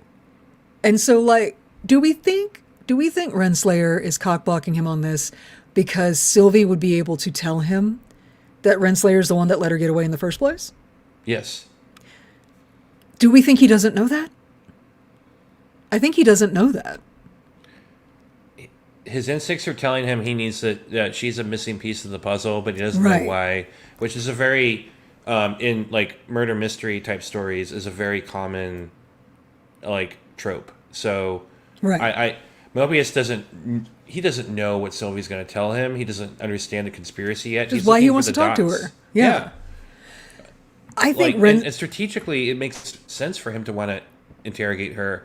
What is she like 100%. compared to this other fucking pain in the ass Loki he has in the time cell right now? And because that is just his basic job to talk to both of them, him being prevented from doing it is a huge red flag. A huge. That's huge. just, it's very obstructive. Yep. Like obstruction of justice, obstructive. So Ravonna Renslayer is covering her own ass here. But like, why? Is it because she doesn't want Mobius to know? Don't the timekeepers know? Does anybody else at the TVA know? Like, I don't know. She seems to be on high anxiety ass covering mode Yeah. and just does not want Mobius in the same room as the variant. Which is weird because she's been having Mobius chase down the variant this whole time. Right. So He like, was going to talk to her at some point. eventually they were going to end up in the same room because it's his job. Or was she hoping that the variant would get killed in the process? Who knows? Anyway, having been told no, Mobius immediately goes to where Sylvie is being held. Where Hunter B-15 and 4 other guys are standing outside the door. And Mobius looks at this heavy guard that is put on this one person. And he says something really interesting. I was going to talk about this too. He says, we've brought in Kree, Titans, vampires. Why is it that 2 orphan demigods are such a pain in the ass? Kree, okay, we've seen that. Titans, we've seen Thanos. Vampires? Vampires? Vampires? Vampires? Daddy Blade, where are you? I need you. Oh, Is shit, Deacon sorry. Frost around here somewhere? I think Right? I think he's gonna be a naughty vampire guy. I can't wait to talk about Blade, y'all. It's Oh, gonna God. be great. There's an upside to this change. You know? There is. I'm trying to see it. But yeah, they have. But his point stands. They have brought in more dangerous creatures than these two. But this one in particular, this one variant, needs fucking 5 guards outside. She's collared. She's locked in a room and collared. What's she going to do? I don't know. B-15 does point out that it was his idea to bring a whole ass other Loki into the place. So, like, maybe, yeah, this is all your fault too. Just saying. Yeah. Mobius is about to walk away. Hunter B-15 steps aside to talk to him and ask if Loki said anything to him. And Mobius just kind of chuckles and he's like, yeah, he said that the TVA is lying to me. Why? And B-15 gives anxiety face. Like What? you ever have like light bulb anxiety, where like one of the many fears you've had suddenly is confirmed, and you're like, "Fuck." Right. Yes. Yeah. That's all the time. That's why I have anxiety in the first place. And so it's bad enough to have anxiety. It's so much worse when reality confirms that your anxiety was valid. Ugh. Because that just makes the anxiety monster bigger and stronger. It's awful. Anyway, so that's what's happening to her. You're absolutely right. That's what's happening to her right then. Is all of her anxieties are being confirmed. Awesome. Great. Yay. Ha ha ha ha. Meanwhile, back in Loki's knee to the balls prison, he's just staying on the ground now. Like, he's not even getting back up. Why? Why bother? Right. So Sif comes in, she's yelling at him, and he sits up on his knees. And he holds out his hand, and he's like, stop, stop, stop, wait. And then he sits back on his knees and puts his hands in his lap. Y'all, this is a whole new, seeing this scene and seeing Loki sitting there so nicely in a submissive position, that was an awakening moment for little old me, is what that was. That was a whole new subset of fan fiction that I had never dabbled in before was suddenly This is where unlocked Chris to is going to me. make sure he set this for 18 and over. He's sitting so prettily with his hands on his laps, like, dare I say it, a good boy. Oh my God. Yeah, okay. And he's begging her not to hurt him? Stop. Stop. I can't.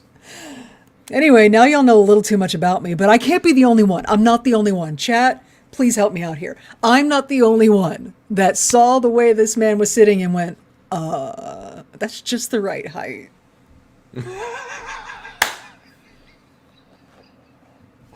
What, to suffocate him? What? What? Yeah. How are you confused by this? I'm not. I'm just confirming. Anyway, we're in E for explicit podcast. I just want to remind people of that. I think we're way past that point. Yeah. Well. You know, I actually, Steph, I completely forgot to read a review, but it wasn't a review.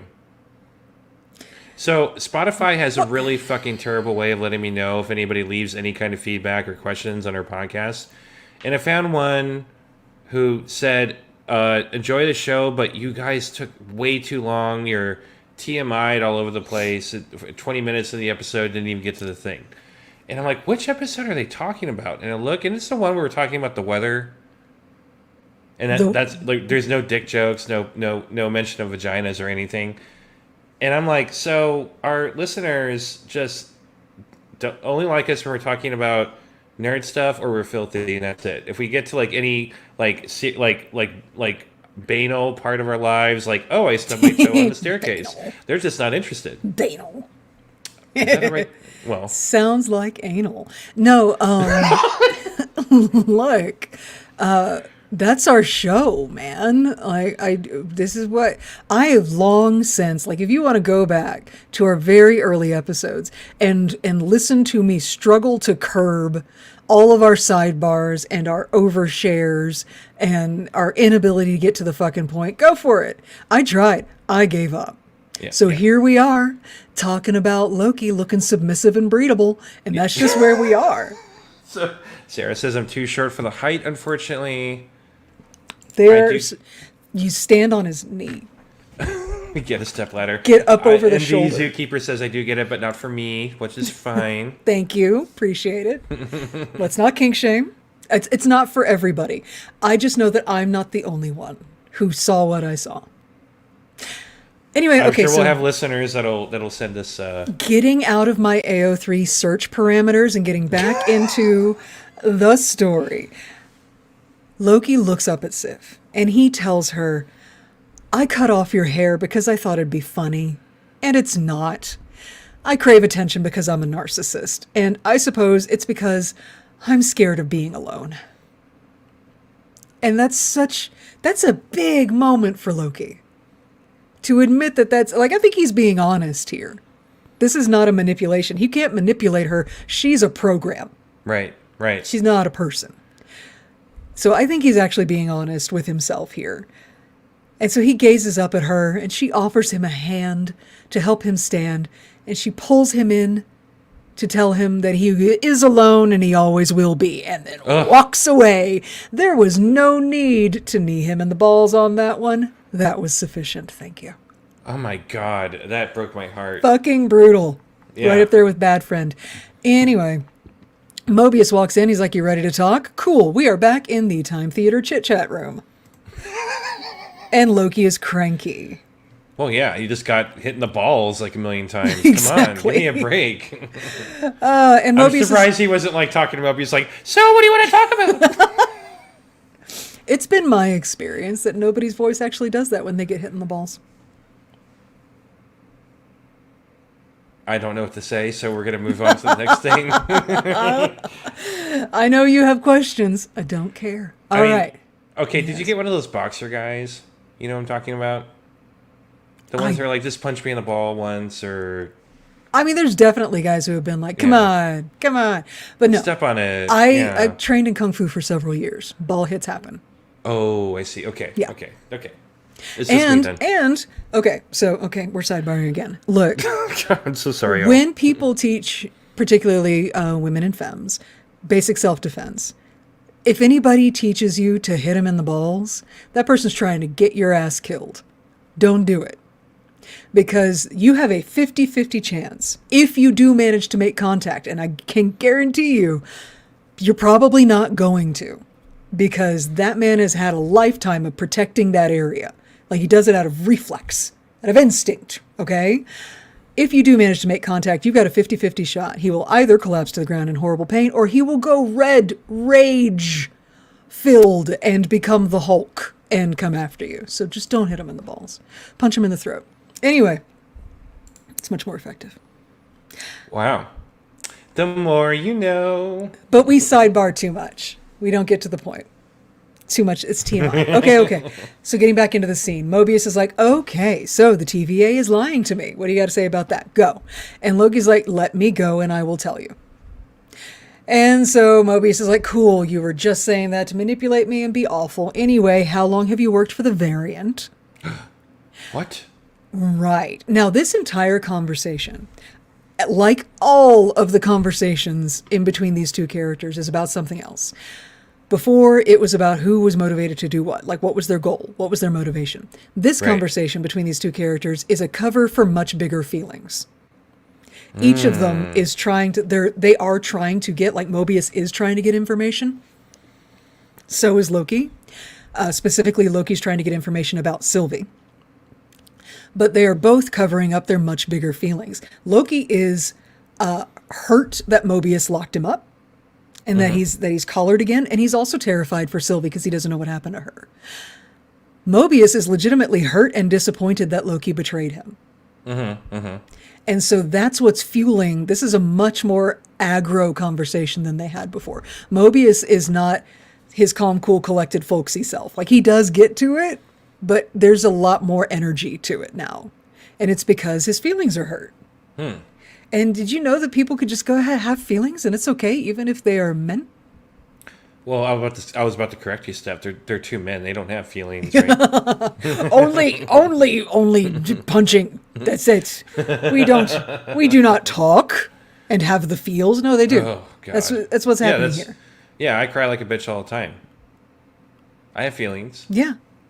And your clue, in case you're wondering, you know, if you think that I'm talking out of my ass here and there's nothing in the dialogue or anything in the scene to support that, Loki's like, no, I'm not fucking working for the Variant. She's difficult and annoying and she hits me, so no.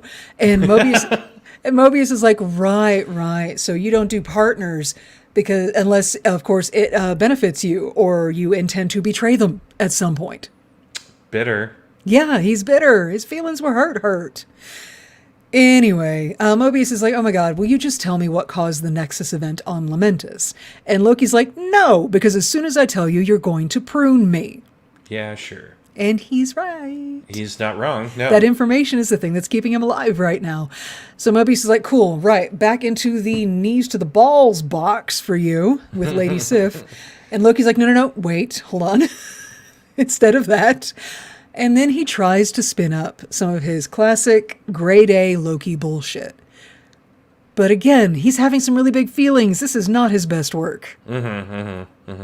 He's like, yeah, no, I was the mastermind the whole time. She came to find me on Asgard, and we went to one of her apocalypses, and we hatched our whole plan. There's no details about what that plan is, but it's definitely a very big plan.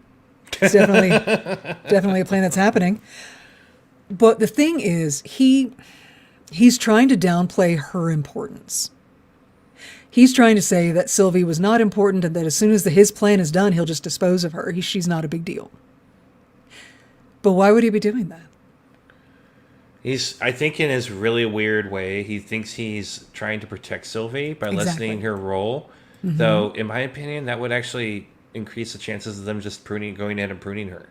Right, exactly. You know, if she doesn't know anything, if she doesn't have any useful information, he's gambling that if he diminishes the level of threat she is, then maybe they won't kill her. Yeah. Loki is jumping on the grenade for her. Yeah. He's making himself much more threatening and more important in this. It's not quite a ding on the heroic self-sacrifice counter because he is doing this for himself. Because Sylvie is him. But he's close. He's getting there. He's close. He's trying. As close as he's ever gotten so far. It's as close as this Loki has gotten. Yeah, the sacred timeline Loki totally fully went there. And that's why he died. Yeah. Anyway, so yeah, Loki's like, I'll just dispose of her as soon as the plan is done. And Mobius is like, oh, don't worry about that. We took care of that for you. What? And this is where I'm reminded we actually haven't laid eyes on Sylvie since they got separated.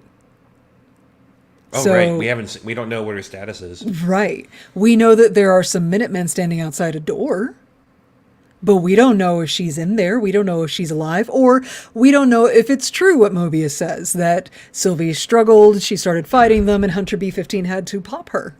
Oh. And now she's dead.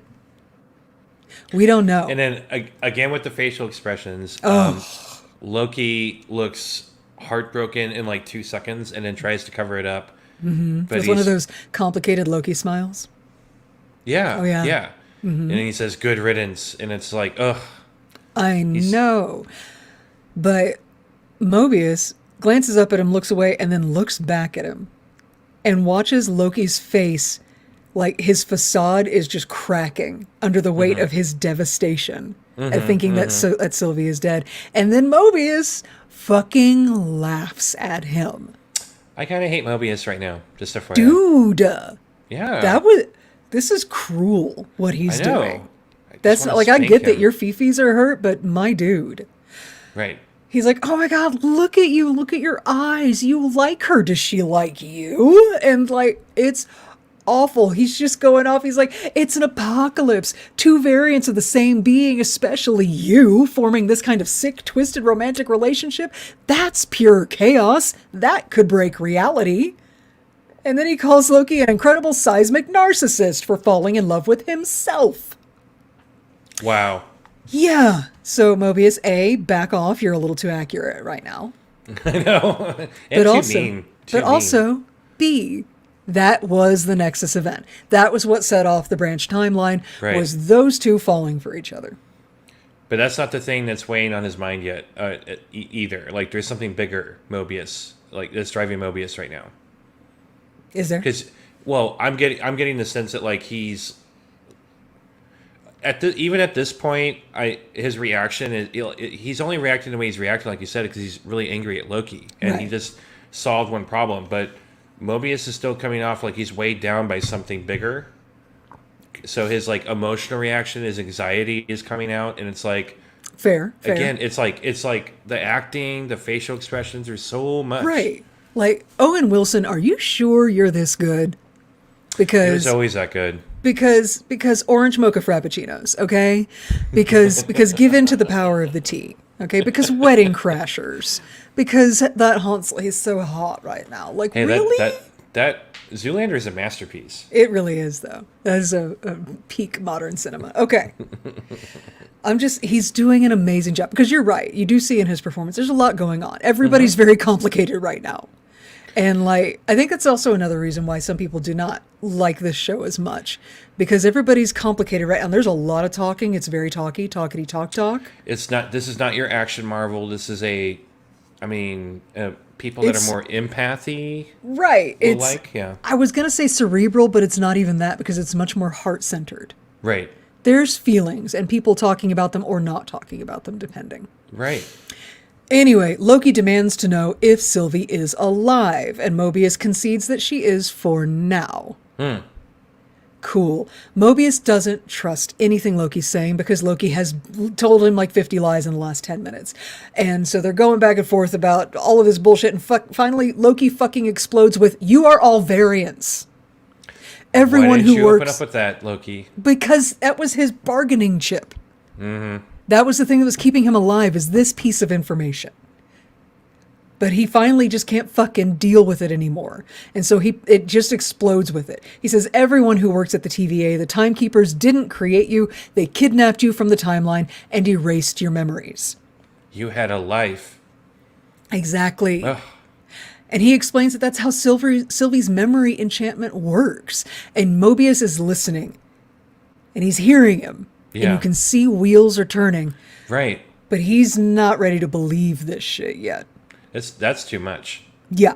Because remember just 2 episodes ago, Mobius was all in on the Timekeepers and the TVA, a man of pure faith, a paladin, if you will, for the TVA. But this flies in the face of everything he's ever known about his entire existence. So, yeah, that's a little hard to swallow right now. So anyway, he's going to be closing out the case on Loki. He calls in the time cops to throw Loki back into the knees to the balls box. And Loki on his way out is like, of all the liars in this place, you're the biggest because of the lies you tell yourself. Snap. Well, because you got to get that one last dig. Yeah, you got to have the last statement. Cut to my beautiful girlfriend, Hunter B15, is having a panic attack in the hallway. Yeah. Yeah. She had to take her helmet off. Like, it was stifling. She's sweating. She's literally just trying to fucking breathe in the hallway. And like, I feel you. I feel you. That's my whole soul right there. Anxiety bros. And that's when I remember the first time and this on the rewatch. That's when I realized both times, holy shit, she remembers something. She remembers her life. She hasn't been okay since the Rocks card store. Right. Yeah. So she's eyeballing. There's a TVA propaganda poster on the wall that says, "Did you get them all? Verify thorough deletion." And something about that poster, decision made. She activates her pruning stick and stomps into the guarded time theater.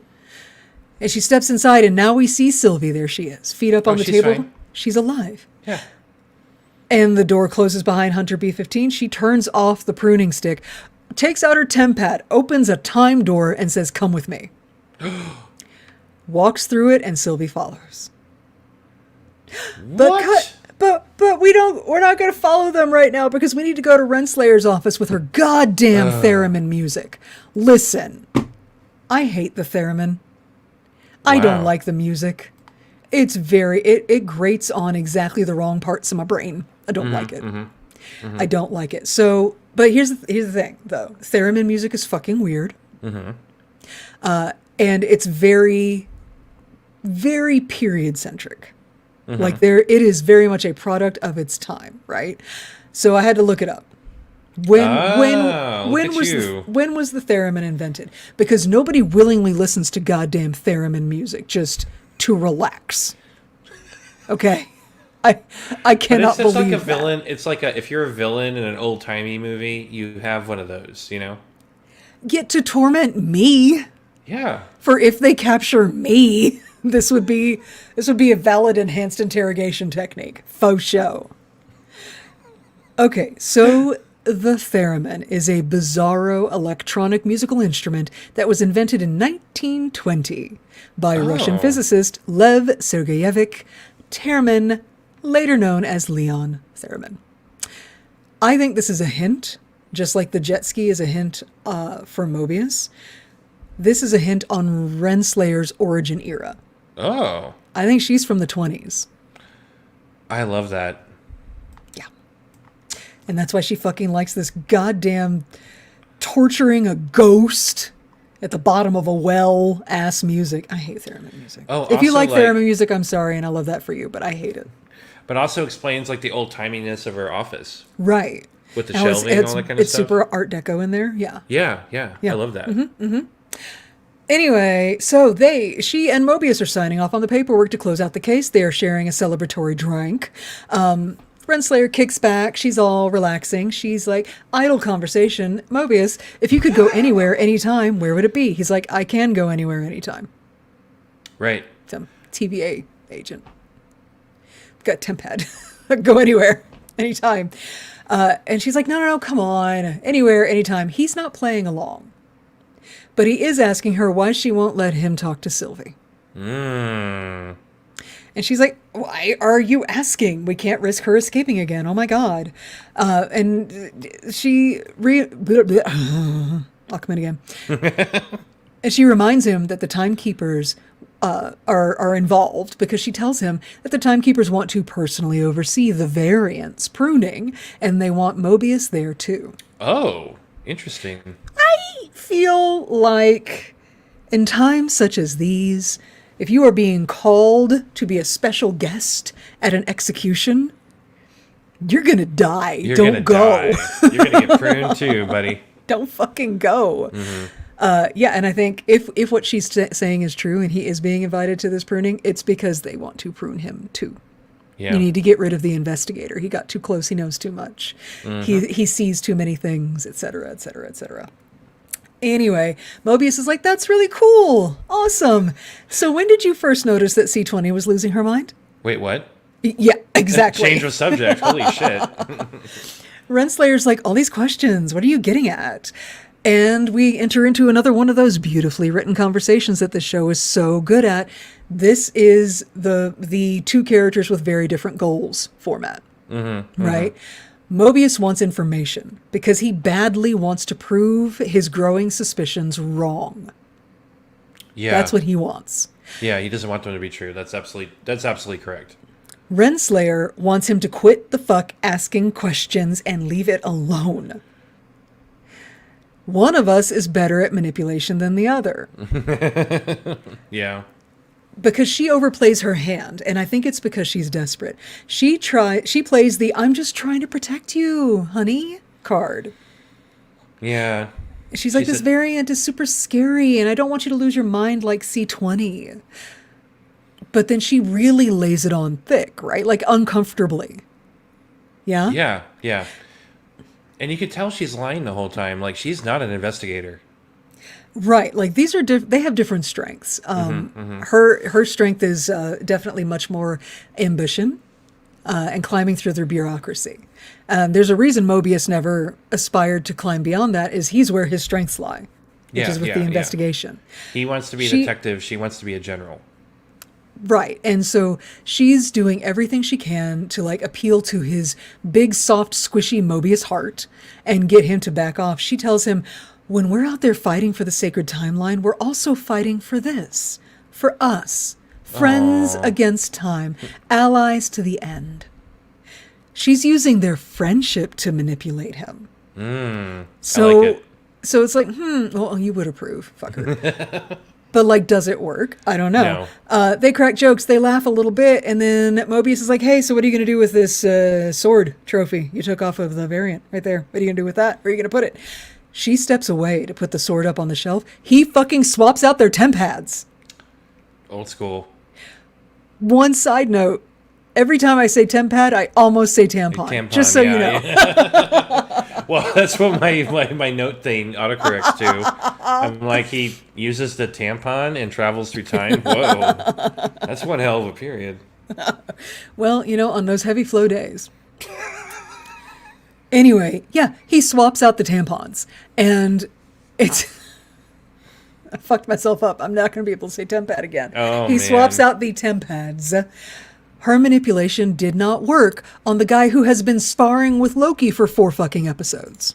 So, no, he's that good. She underestimated him. And I think it's because his, like, folksy golden retriever act has worked on her, too. She's underestimated him. He's very much like the TVA's Columbo, okay?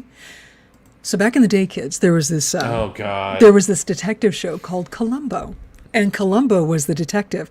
And his whole shtick was he made people underestimate him by kind of playing a little absent-minded, a little sloppy, a little dumb.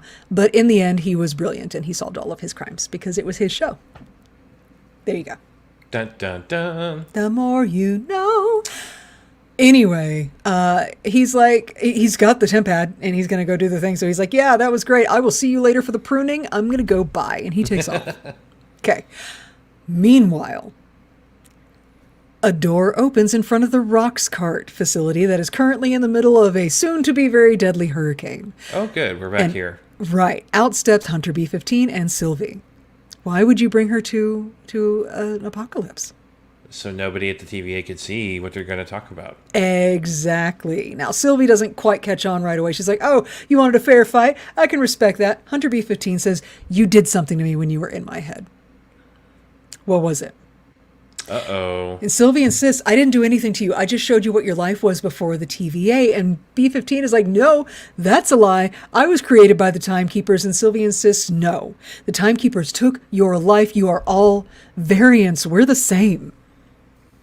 Now imagine I can't how... create memories, right. she says. Those memories existed. Sylvie can't create them. Imagine how crushing that is. When you are somebody like Hunter B-15, how many people have you killed? I know. Who were just you. Yeah. Right. You're all the same. You've been hunting your own kind. And of course, that begs the question: how do some people get picked for TVA work and other people, Right. right? You know, Like, I don't know. Probably some basic personality mapping. I have no idea. Because even then, we'll see in season 2, even that, like, some of these folks, their base personalities would not have been no. conducive to working for a TVA at all. Anyway, Hunter B-15 holds out her hand to Sylvie and says, "Show me." So Sylvie takes her hand, and there's a pulse of green energy that sort of wreaths around Hunter B-15's head. Her eyes close. She starts weeping in the rain. And she lets go of Sylvie's hand and says, "I looked happy." And now I'm crying. Thank you, Marvel. Right? And Sylvie nods. Sylvie, whose face is full of empathy. She is no longer this woman's enemy. Because she didn't want to be. Damn it. She didn't want to be hunted by her own kind. Anyway, Hunter B-15. That's it. There's some interesting chat questions, Steph. Azrael Razor, I'm sorry if I mispronounced her name. How did they keep them from running into their variants? And Sarah also says, how many times has a variant B-15 or Mobius pulled through the TVA and pruned? Like, there's a lot of implications there. Like the shell game that they have to be playing, right? Because we know that the TVA is fucking huge. You can see it. Like, anytime that it's out the windows, it's this massive, massive, like, small planet-sized complex. So we're just following around one group, right? Just like this unit of, like, Renslayer at the top, and then, Mobius is her analyst, and then B-15 and those Minutemen sort of branch out from there. But there's got to be other groups. What if it's these same people over and over? It's so fucked up. That would be I don't fucked even up. want to think about that. But otherwise, it would have to be just a constant shell game of, like, B-15's variants could only be taken care of by a different division in the TVA, and never the tween should they speak. Crazy. Fucking nuts. The logistics breaks my brain. Yeah. Anyway, that's why it's a good thing it's fiction. So we cut to Mobius walking through the TVA library, and this shot is really, really fucking cool because he goes down, he finds like an aisle in between shelves to step into and have a private moment to break his own perception of his reality. But this shot, the way it's lined up, he's in between two shelves that dominate the screen with darkness. So Mobius is isolated in the middle of this screen, and he looks very small and very alone. The majority of the screen is black. And that was very cool. I love that. So he's all alone while he confronts this fun little reality. He opens up Renslayer's tempad, runs a search on it for Hunter C20, sees that her status is deceased, but oh wait, there's a file right there. Let's select that. It pulls up a video of the debrief, interrogation, something of Hunter C20, and she's saying that it was her memory of her life on the sacred timeline. She knows that place. This is what I saw. Yeah, I have friends. I have life. And she says, I'm a variant, and so are you. So are all of us. And then the real kicker here, because that could just be the ravings of a madwoman, but the real kicker is Renslayer steps in and says, I'm ending this. And she stops the video, and she looks back at the camera right at the end, and there is a terrified look on her face. Ugh. Terrified. I think Renslayer, and I don't know, because again, I don't remember how the rest of the season plays out. I think Renslayer knows. She's in on the whole everybody's a variant thing. I think whoever acts as the conduit between the timekeepers and the rest of the TVA are probably going to be more in on the process than not. Yeah. Right. Crazy. So yeah, Mobius's entire perception of his own existence completely shattered. Cool. And now he knows. Now he knows too much. All right, cut back to Loki doing hair flip number 4 of this episode. He is back in the Sif's knee in his balls time loop. Suddenly a time door opens. It's Mobius. Mobius is capital V, capital U, very upset. He's not okay. And he's all crazy manic energy, and he's coming in here, and like this is incredibly disturbing because Mobius has stayed cool this whole time. But now he's not okay. And I feel like that's legit. Because Well, reality... he just had his entire reality crashed. Exactly. Yeah. Exactly. You go ahead and be a little flustered, sweetheart. That's fine. He's actually playing it cooler than I would have. Well, yeah, I would just be curled up in a corner somewhere, Yeah. crying, rocking. It's Where are real. my It's real. gummies?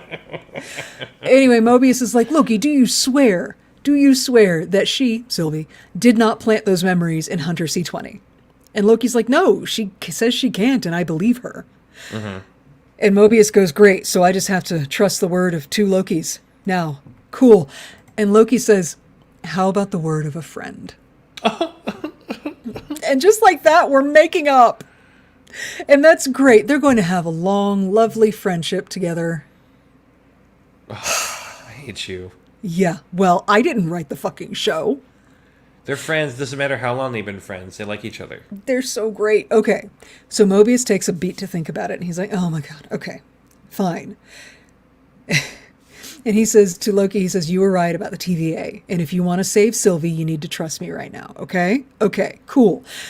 And then they're about to go back through the time door, but then he takes a second. He didn't need to. It wasn't necessary. They're on mission right now. But he takes a second to turn back to Loki and say, you can be whoever, whatever you want to be, even someone good. I mean, just in case anyone ever told you different. And Mobius would know because he has seen all kinds of versions of Loki. I'm just saying, that was the sweetest fucking thing anybody's ever said to Loki. Yeah. I mean, to this Loki. Other Loki, Sacred Timeline Loki, has had conversations with Thor that were just as sweet. Yeah. But Mobius is his Thor now. Oh my god, I just realized that, and now I hurt my own feelings. Mobius is his Thor! Why no. are you are awful? I didn't write the show!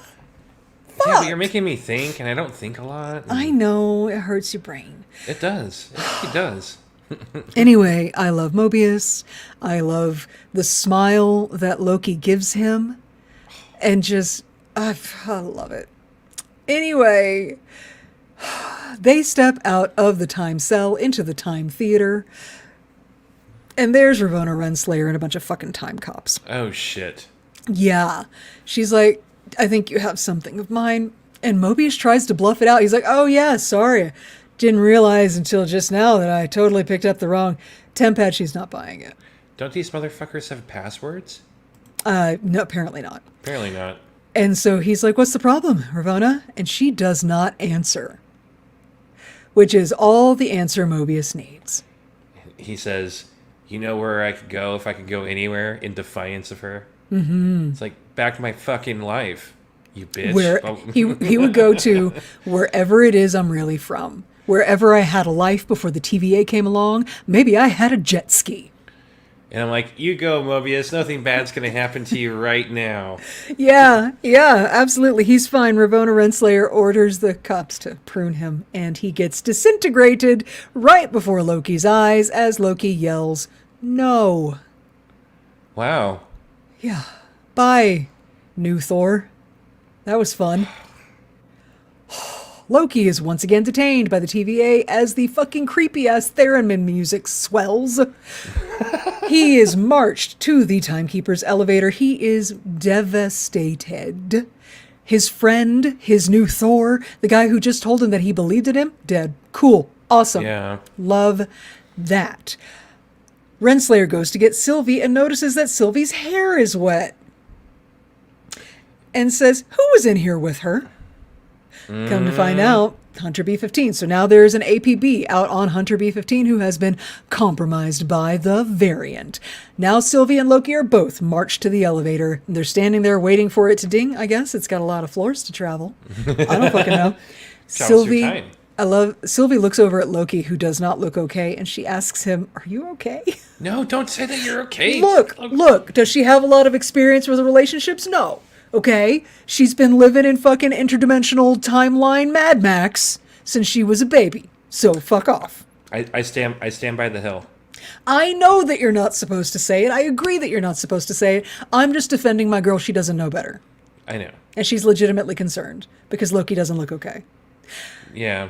Anyway, Renslayer dismisses the cops and walks into the elevator, and the Lokis walk in willingly behind her because what choice do they have? And also, this is what they wanted. They want to get before the I kept thinking that the timekeepers. whole time. Like, why are they? Why go speak to the timekeepers? This is exactly what they want. This feels like a trap. Well, yeah, but who's trapping who? I don't know. Yeah, exactly. I think everybody's trapping each other. Fucking So- Loki's. But let's talk about awkward elevator rides. Hate it. Especially in my they're- new apartment. Now that it's like 7 floors, I'm on the top floor, and it's much slower. Uh-huh. Okay, so like today, there's this been girl in the gym that's been. I think she's been hitting on me. I don't want to be that guy and be like, oh, she's hitting on me. But like, I literally have no Honey, care in the world. you are so cute, and you're not always super obviously gay. Anyway, so she says I'm in the elevator with her, and she was supposed to get out on floor 4. I'm on floor 7, Right. and she forgot to. You have to hit a thing and in the button for it to register, and she didn't do that. So she went up on floor 7 with me, and she looks at me and giggles, and she's like, "Well, I guess I got to ride on this longer with you." And it's at that moment she gave me this look, and I'm like, "Okay, I know she wants me to flirt with her back, but I'm just gonna dispel any possible possibility." And I said, "Oh, girl, the boys are able to ride me all the time, multiple times if they really want to, as gay as I possibly could." Nice. So Nice. now she knows what lineup, what side I'm I was gonna say, did you also throw out some Star Wars factoids in there just to extra kill her lady boner? on. I like D&D. Roll to seduce me. Oh my god. There you go. Anyway. But the awkward elevator ride I'm talking about is the one with Loki and Sylvie and Renslayer, where Sylvie, nobody's looking at each other. Everybody's facing towards the door because that's what you do. It's really awkward to turn and face each other on the elevator. And Sylvie asks Renslayer if she remembers her. And Renslayer does. But you know what she doesn't remember? She says, the Nexus Event. Why it was necessary to take Sylvie's whole life away from her. And What does kick that off all matter? this shit. Wow. What does it even matter? She claims she doesn't remember. I think she does fucking remember. She's just being cruel. Anyway, they get to the end of the elevator. That Yes. does kind of remind me when Ronan told Drax, I don't remember killing your family. I don't remember you. It kind of gives me the same energy. Right, but Ronan, that was legit. Ronan didn't remember. I think Yeah. Renslayer does remember. I think Renslayer thinks about that whole incident all the time. I know. Hey, new person. Kromac says, to keep the range going, with the full multiverse open, do you think that includes the Marvel movies from the 70s or 90s, like the Nick Fury movie starring David Hasselhoff? Whoa. I'm not going to go back before my birth. How about that? I don't know. I've never seen them, so I don't know what we're talking about. We do not hassle the Hoff. I think he's best left undisturbed. Okay, cool. Can we get back on the topic now? Yeah. Cool. Sorry. Oh, Lord. So, Y'all now know how much we cut out of the show. yeah. Observe how much fun my job is. I get to fix this. It's going to be great. Okay. So they get to the end of the elevator ride. The doors open, and oh my God, that's the timekeepers. What? We get a good look at them for the first time, and y'all, this is the most comic book looking shit that I've seen in this show so far. And I love it. I hate them. I hate their faces. I do not like how their faces move. My uncanny valley is triggered and not in a fun way. I don't. And I think that's by design.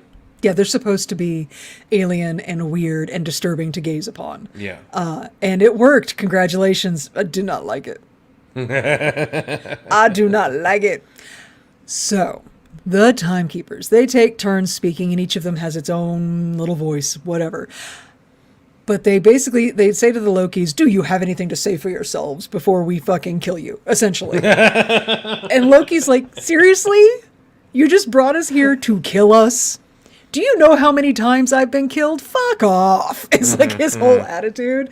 And I feel like that's accurate. That's correct. He's justified.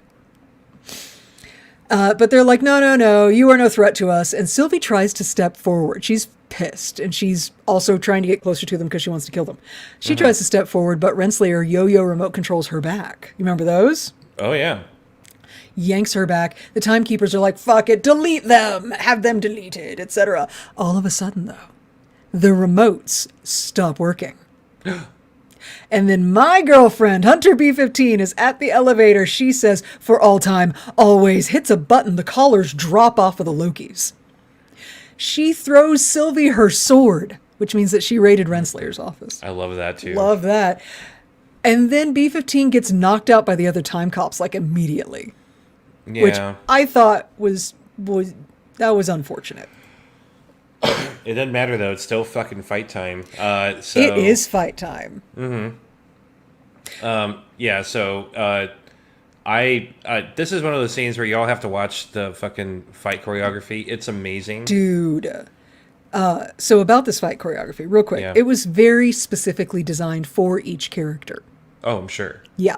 So, but all of the fight scenes for this entire season were written as straight dialogue scenes first. Wow. To make sure that the scenes even mattered or worked or fit in the story. And then the fighting was added to support the dialogue and the scene beats. That's crazy. Who does that? Well, people who want to make fight scenes that aren't just there for the sake of having a fight scene.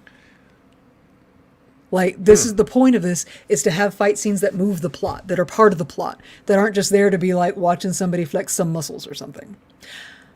So each one of these characters has a different style of fight as they do. Because Loki and Sylvie, yes, they're essentially the same person. However, nature versus nurture, right? Right. They were raised completely differently. Loki was raised in a palace. He was probably taught by fucking private tutors, like you do. And then when he did get into real fights, he always had backup.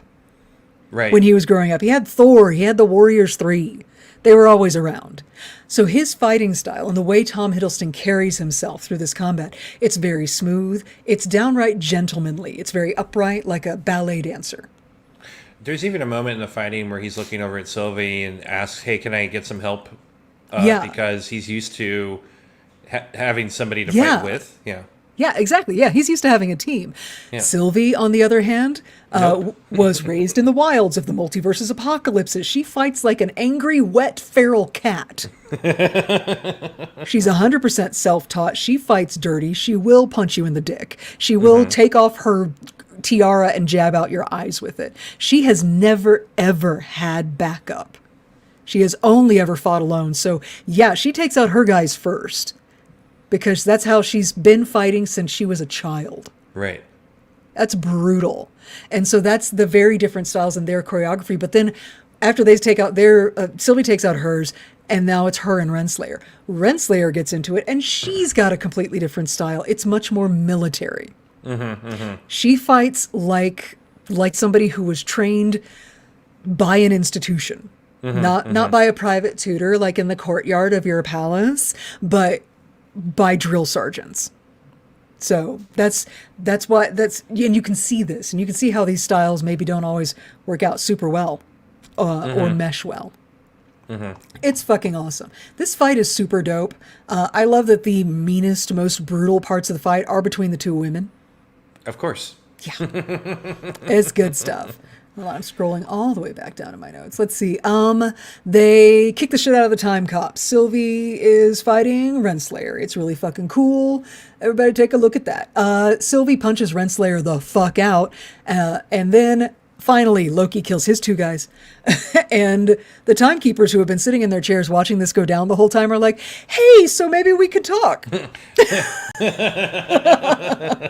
Since you just murdered everybody right in front of us. And Sylvie's like, you know what? I don't think so. Takes her sword and throws it at the timekeeper in the middle. Fucking decapitates him. His head goes flying. And then the other two timekeepers start laughing. And power down. And power down. What? That's a fucking robot head she just cut off. Goddamn AI is taking everybody's job. Even the gods of time, their jobs aren't safe. Fuck's sake. Yeah, no, they're fucking robots. The timekeepers aren't goddamn real. Fuck. And Loki's... Then who created the TVA? Exactly. It never fucking stops. Who created the TVA? And Sylvie's like, fuck, I thought this was it. I thought this was the end. And she just stands there and looks so lost. And so Loki turns to her and he's like, I had to tell you something. And again, Sylvie and Sophia DiMartino are made of sterner stuff than I. Because vulnerable, I'm having big feelings and awkward about expressing them, Loki. I'm a puddle of goo at this man's feet. I can't. I fucking can't. And Loki's taking forever to say it. I'm like, Loki, just take a breath. Don't you hear the music? You need to say this faster. But he tells her, he says, we will figure this out. Because back on Lamentis, this is new for me. And he takes her by the shoulders. And then the music crescendos, like there's about to be a romantic confession, and it's on the tip of his tongue. But then no, Loki disintegrates right in front of Sylvie's eyes. And as he disappears from this existence, right behind him, Ravonna Renslayer is on her feet. She has pruned Loki. No. Oh. So pro-clutching. My heroes are dead? Right? No, there's 2 more episodes. How is he dead? How is Right. the guy the show is named after dead? What? Sylvie stares, horrified, but it very quickly morphs into murderous rage. She reaches forward, grabs the prune stick out of Renslayer's hand, turns it back around on her, and is pointing it in her face. Renslayer says, do it. And Sylvie says, no, you're going to tell me everything. Mm-hmm. Da-da-da-da, into the episode. Holy shit.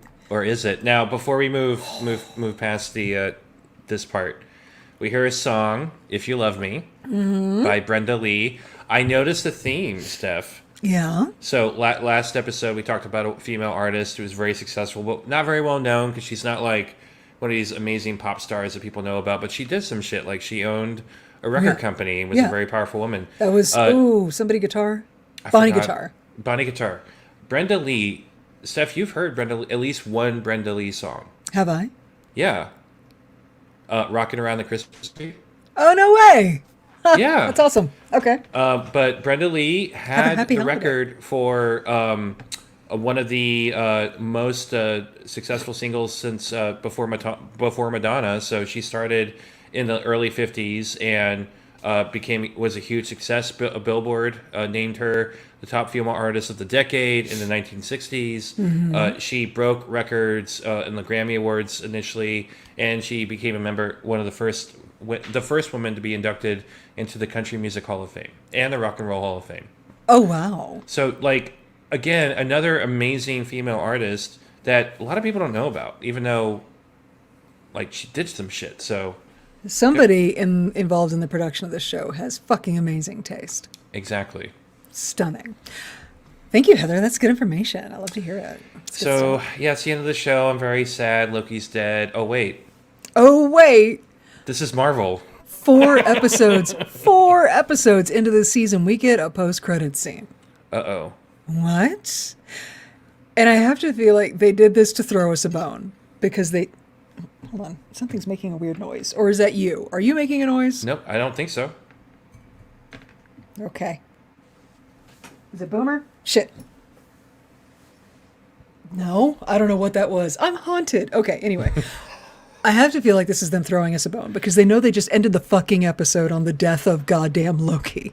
Yeah, because again, this show came out week to week to week. Week to it wasn't week! all at once, so goddamn. Can you imagine not knowing, like if you watched it and you didn't know there was going to be a post-credit scene? Or if you didn't know and then you didn't look and see that there was still like 5 more minutes left on the clock. Right. When you got to the end of it.